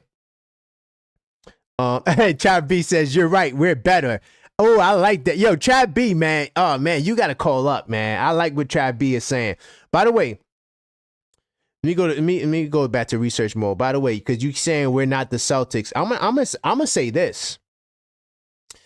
You may be right that we're not the Celtics, and like my man Chad B says, we're better. I'm riding with you, Chad B. But let's look at the standings right now. We are right there with Boston. We are in the same neighborhood as Boston. We 2 games behind Boston. Let's see what happens. Who Boston play next? Oh, they got the Mavericks. Yo, Boston might lose this game against the Mavericks, y'all. They might lose this game. Let me see. Hold on. Let me see who's going to be in and out. As long as Kyrie's playing. Okay, so Kyrie's going to be there. Derek White. Yo, Derek White better play for Boston. I'm telling you right now. He better play for Boston because I just got a hunch. I don't know why I feel this way, but I feel like Kyrie might get 40 tomorrow. That's just how I feel. I feel like he might get. So they better hope Derek White plays. But I'm telling you right now, if they lose tomorrow and we win, oh boy, yo, Knicks 100, man. But look at the standings. These guys are not far off. So when you say, "Oh yeah, we're not on their level," and you say all these things, like what are you really saying? What are you really saying? You know, and the Knicks 100, man. Look, salute to you, man. I appreciate you being, you know, not a fanboy of the Knicks, where it's like everything the Knicks do is great. I give you credit for that because I'm not like that either, right? If the Knicks is doing something that I feel like is subpar, I'm going to call it out. But at the same time, man, I think that you're a little, in order to try to prove your objectivity, I feel like you're going a little too hard. You're going a little too hard, and I don't want you to, you know, to flip your lid too much. I was trying to get my schedule. Okay, I don't got it. I was trying to get my schedule, y'all. I could read it off to you. I just don't have it on my computer like I thought I did. But it starts on February 1st. We got the Lakers game. I can't wait to watch these games with you guys. When I do the live play-by-plays, is because I don't like to watch the games on national TV. The commentary stinks. So I prefer to, you know, watch it with you guys on mute. And the cool thing about these shows is I'm going to do a call-up show. So you guys could call up while we're watching the game together. That's going to be the cool part. You know, so in the middle of the first quarter, you see something you don't like. You want to say, yo, Karan, I see something that's crazy, man. What do you think about this play? And we could talk about it. So, yeah, I'm going to be taking calls. I'm still going to try to get this fly up on the screen. But I'm just saying, Knicks 100, look at the standings. Let me see what he's saying. Use your eyes. Ain't no stat can fool my eyes. Okay. Usual deflection. Okay. Celtics fully healthy getting smacked by 500 teams. That's a fact. Matter of fact, yo, the Toronto Raptors got the Celtics number. That's a fact. But you see, Knicks 100 ain't going to talk about that. He ain't going to talk about the fact that the Toronto Raptors should have beat the Celtics twice this year. They robbed them the first game because they didn't call Tatum for traveling before he hit the three. But last time I checked, Toronto smacked Boston the last time they played. I'm just saying. I just so happened to see that game. I'm just saying. You know, but the Knicks 100 gonna get on us and say, oh yeah, you know, we look bad against the Wizards, but did we lose? Last time I checked, we ain't lose to the Wizards. We didn't lose. That wasn't our work right there. We didn't lose. Last time I checked, we ain't lose to the Sixers without Joel Embiid. Last time I checked, we ain't do that. yeah, we did some things. We lost to the Jazz, okay, but we ain't lose to the Sixers, nor did we lose to the Raptors. But that's what I'm saying. Like you're trying to say you're calling it down the middle and being fair, when you're saying that you're not giving the Knicks just flowers all the time. I give you credit for that, but at the same time, you're not calling out these other teams because for some reason you think that these other teams are, you know, above criticism or something. They're above the Knicks, so they could lose to Toronto. They could lose to the 76ers, but they're still better than us, right? And that right there, I'm just not going for it. You know what I'm saying? So I'm still trying to get the schedule on here. I'm still working on that, by the way. But you guys can still call. You know, we got to, you know, it's the wind down, but 646-995-8389. I love talking this Knick talk, and I'm a vampire, so, you know, I'm up late anyway. Definitely call up Knicks 100. Nah, but seriously, anybody, you know, call up if you want to talk, you know, before we get off the air. And, you know, state your piece. State your piece because, yeah, I seen the chat. I'm like, I'm waiting for these guys to stop talking so I could address the chat. So hold on. I think I got it right here, y'all. Hold on. I think I got it. Let me see. Pow. Let me go to settings. And let me see what you guys talk about chat. Anyone I say don't worry, the Cavs is not being truthful. I am being truthful. I'm not worried about the Cavs. Now, if the next 3 games, Nick 100, to be fair, if the next 3 games, if we get smacked by the Cavs, I'm gonna be worried about the Cavs. Yeah, I'm not that hardcore where I'm just gonna stay in a position that's not strong. If we get smacked by the Cavaliers, my perspective will change. But that hasn't happened yet. And in my estimation, I don't think it's going to happen. So because I don't think it's going to happen, I'm gonna stay strong in my confidence. That's just how I'm gonna do it. By the way, this is the live play-by-play schedule for 2025. We got some games. So February 1st, we're gonna be watching that game together. That's a Saturday. Dusty, you should be on the line. February 8th, live play-by-play. Now, that's another Saturday, right? I'm working on getting a Celtic fan on the line with me. I would love to get a Celtic fan on the line. If not for the actual game, it'll be for the call-up show right before that. I'll keep you guys posted. Then we got the Pacers. But here's what I want to circle out, Knicks 100. And you have to call in. February 21st, right, at 7 o'clock. Now, I do believe that is a Friday. So if we do this game, we might have to do a doubleheader. I don't know. But this is a Friday at 7 o'clock. Knicks versus Cavs. I want to do the live play-by-play, or at least the call-up show. We'll figure it out. But that's on the schedule right now. Knicks 100, I need you on the air during the game so we could actually talk about that. Then the Celtics, Warriors, and Lakers again. So, yeah, that's the upcoming schedule right there, Knicks 100. Yep. Oh, yeah, Yuri, I know it's a Friday. So we got to figure out if we're going to... I don't mind doing a damn doubleheader, man. I like talking this Knick talk, but we'll see. We'll figure it out when we get close. Either way, whether it's the live play-by-play or the call-up show, either way, Nick 100, you need to call up because that right there, I'm telling you right now, that game is probably the most important out of all of these games because that game is going to really show the measuring stick where we measure against the top teams, and I think that we're going to do well. I think that we're definitely going to do well Knicks 100. Let me see. What are you talking about? You said how much Brunson average? Wait, hold on. What are you saying? We would not have problems with the Pistons. Cade Cunningham averaging 6 turnovers a game. Imagine in the playoffs. How many Brunson only averages like 3.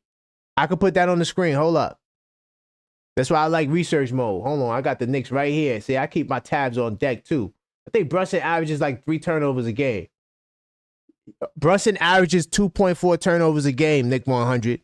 Just for the record, just to be clear. 26 points, 7.3 assists, 2.4 turnovers. He probably has one of the best assist turnover ratios in the league, too. That's damn good. Because I think Trae Young averages like 5 turnovers. So that's a damn good assist to turnover ratio, man. See, like, assists are cool. But I like the assist to turnover ratio. That to me is a better stat if you're going to use assists. I'd rather go assist to turnover because, yeah, you could get 11 assists, but if you're getting 5 turnovers, I mean, that's just like a 2-to-1 turnover ratio, right? A dude like Jalen Brunson could get like a 3-to-1 turnover ratio with less assists. Just saying, you giving the ball up, I mean, that kind of defeats the purpose. But I digress. Yep. So Brunson hardly turns it. By the way, not only does Brunson hardly turn the ball over, the Knicks hardly turn the ball over. Right now, we're 5th in turnovers at 13.2. We've been holding that 13 turnover mark for like the past 20 games. I know because I keep track of the stat. By the way, be on the lookout for the next Knicks in 10 show. That show is a real deep dive. I go in, I show the progress of the season, and we document everything that's going on with the Knicks stat-wise. Definitely tune into the Knicks in 10 shows. It's fire. It's just, if you're a Knicks not just a Knicks stat guy, but if you're a Knicks fan that's like really hardcore and you really want to see like how the Knicks are doing, that's what I do on the Knicks in 10 show. I give you the whole scope, the whole picture. But yeah, Knicks 100. Sometimes we say things, and we just be in the moment emotionally, and that's cool. But on here, I'm gonna learn you. You gonna get it right. You gonna get it right. You gonna get it right. By the way, Trav B, man, yo, I like what you're saying in the chat, man. Not just because you agree with me, but I think that you're saying a lot of good points, man. Hopefully you subscribe to the channel, hit that bell icon, get all the notification, and hit that like button, man. I appreciate you, Trav B. I think this is my first time seeing you here. If not, my bad, but salute to you. Let me see. Trav B says, if you watch the league, you will see the Knicks really don't look like one of the best teams in the league compared to other games. A lot of teams are hard to watch, including the ones that you worry about. That's a fact. Oh, okay. Salute to you, Trav B, for being subscribed, man. I'm riding with Trav B tonight, man. He's really put. Oh, but Knicks 100, man, you can't just use the eye test, especially when you say things like Brunson's turning over the ball, and he clearly is not turning over the ball. See, that's when the eye test becomes kind of problematic. Oh, by the way, salute to you, Yuri, man. I appreciate you, man. Yeah, the calls is fun, man. The call-up show, I love it, man. I think that, Friday nights is the magical night. Thursday was cool. I like Thursday, but I think Friday, we're going to keep riding out Friday, man. I just hope that the Knicks win some games on Friday so the calls ain't so negative. But we're going to ride out because I think we don't got another Friday game for like another couple of weeks anyway. So that's going to be perfect. We ain't got no games to talk about, I think the next Friday game is that Cavaliers game. Ooh, yeah. So yeah, let me see. Brunson gets ripped every game. Okay, so you know what we'll do? I got the solution for Knicks 100. We gonna pull up. I'm gonna go to NBA.com because NBA.com is a little better to get everybody. We're gonna go to NBA.com, y'all. We're gonna take our time as the wind down. By the way, you guys can still call up while I'm still live, because once I'm gone, I'm gone. But 646-995-8389. I'm gonna pull up the season, the stat and the leaders. So let me see. I'm gonna go to players. I bet. So we'll go see all player stats. And then we'll click on turnovers. All right. So let me see. How do I sort by turnovers? I don't click the top. All right. Let me click here and then. Pow. So, okay. So Brunson gets ripped every game, right?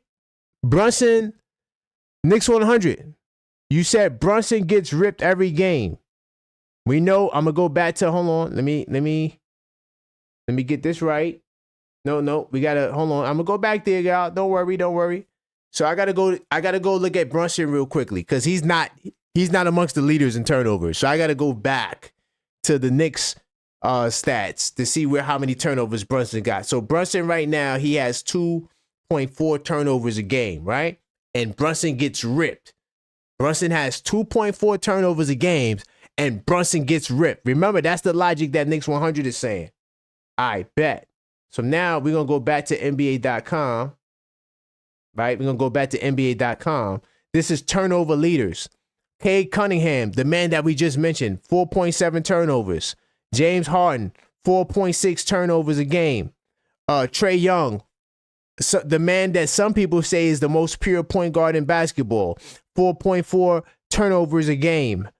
LaMelo Ball, the guy who had the most All-Star votes, but he's not a starter.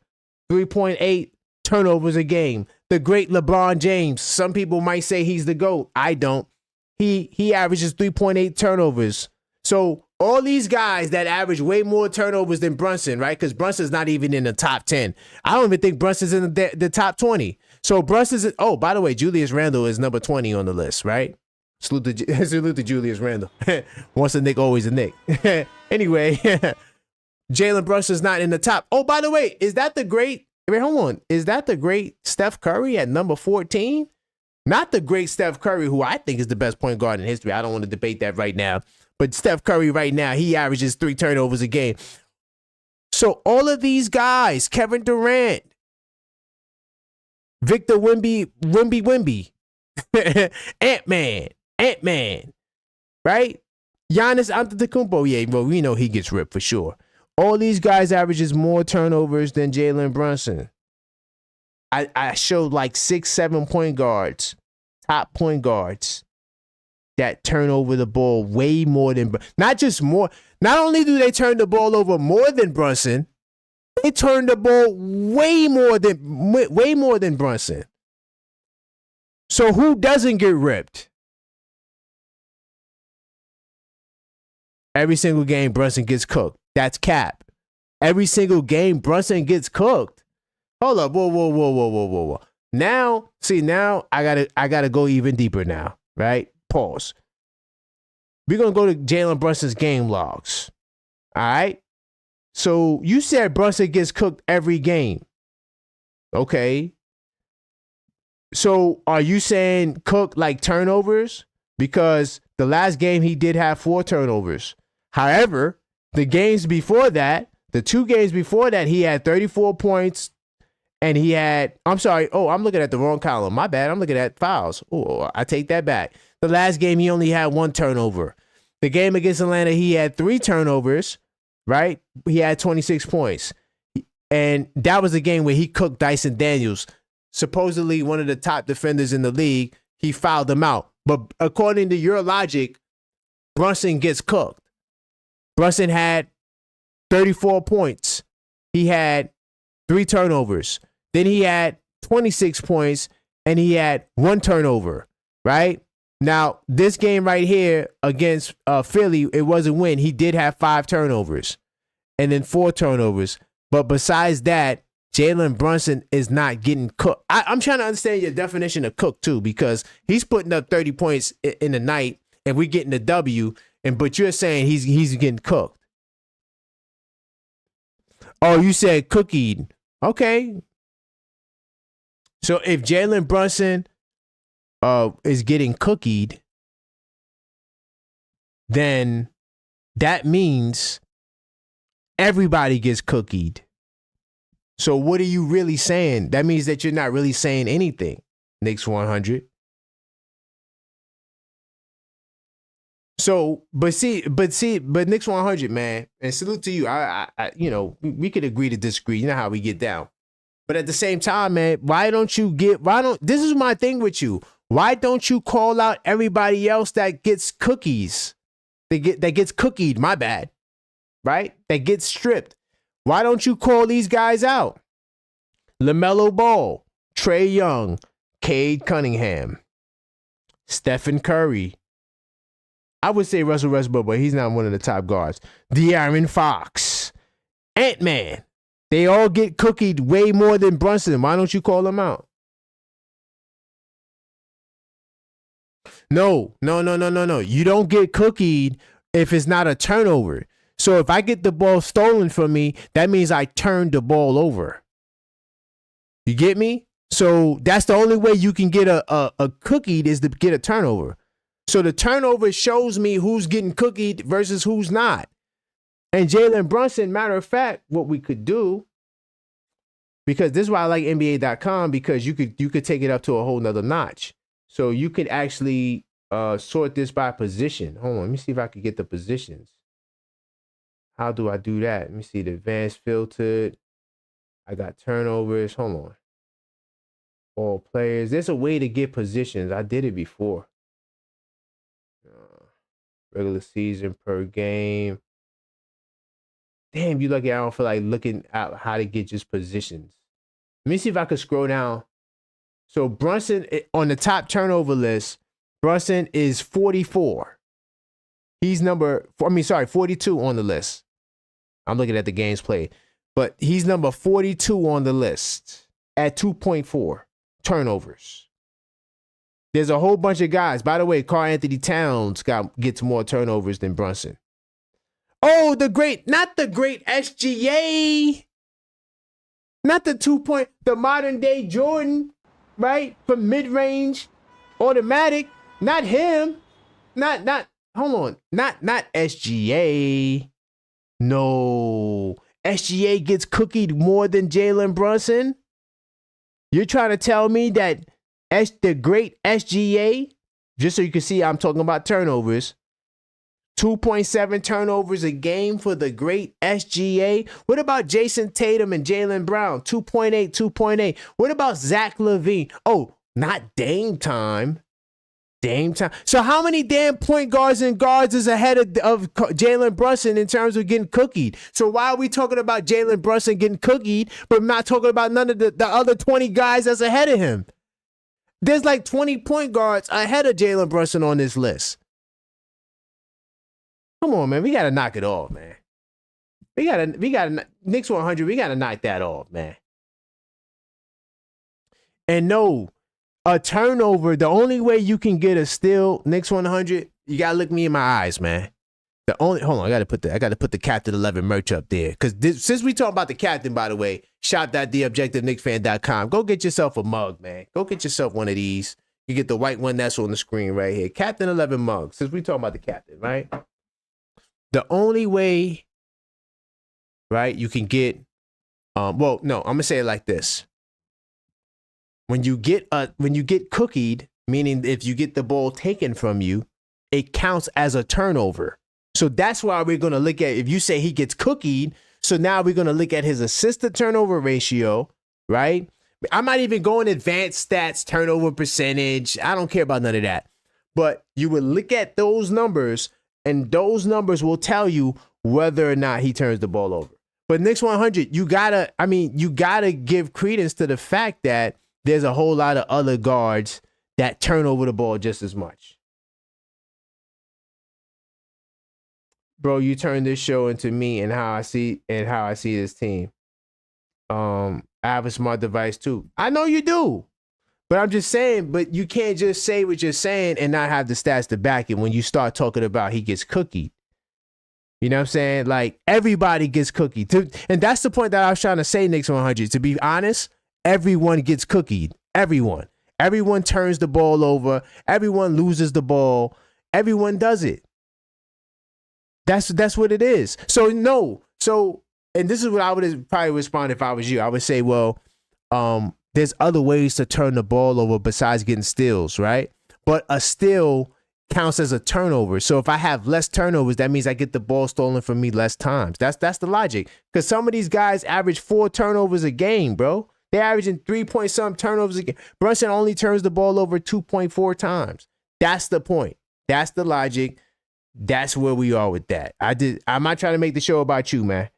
But, you know, I'm riding for the captain, man. We got 2 all-star starters. Can't do it. Let me see. Man, I think that's all, man. Knicks 100, man.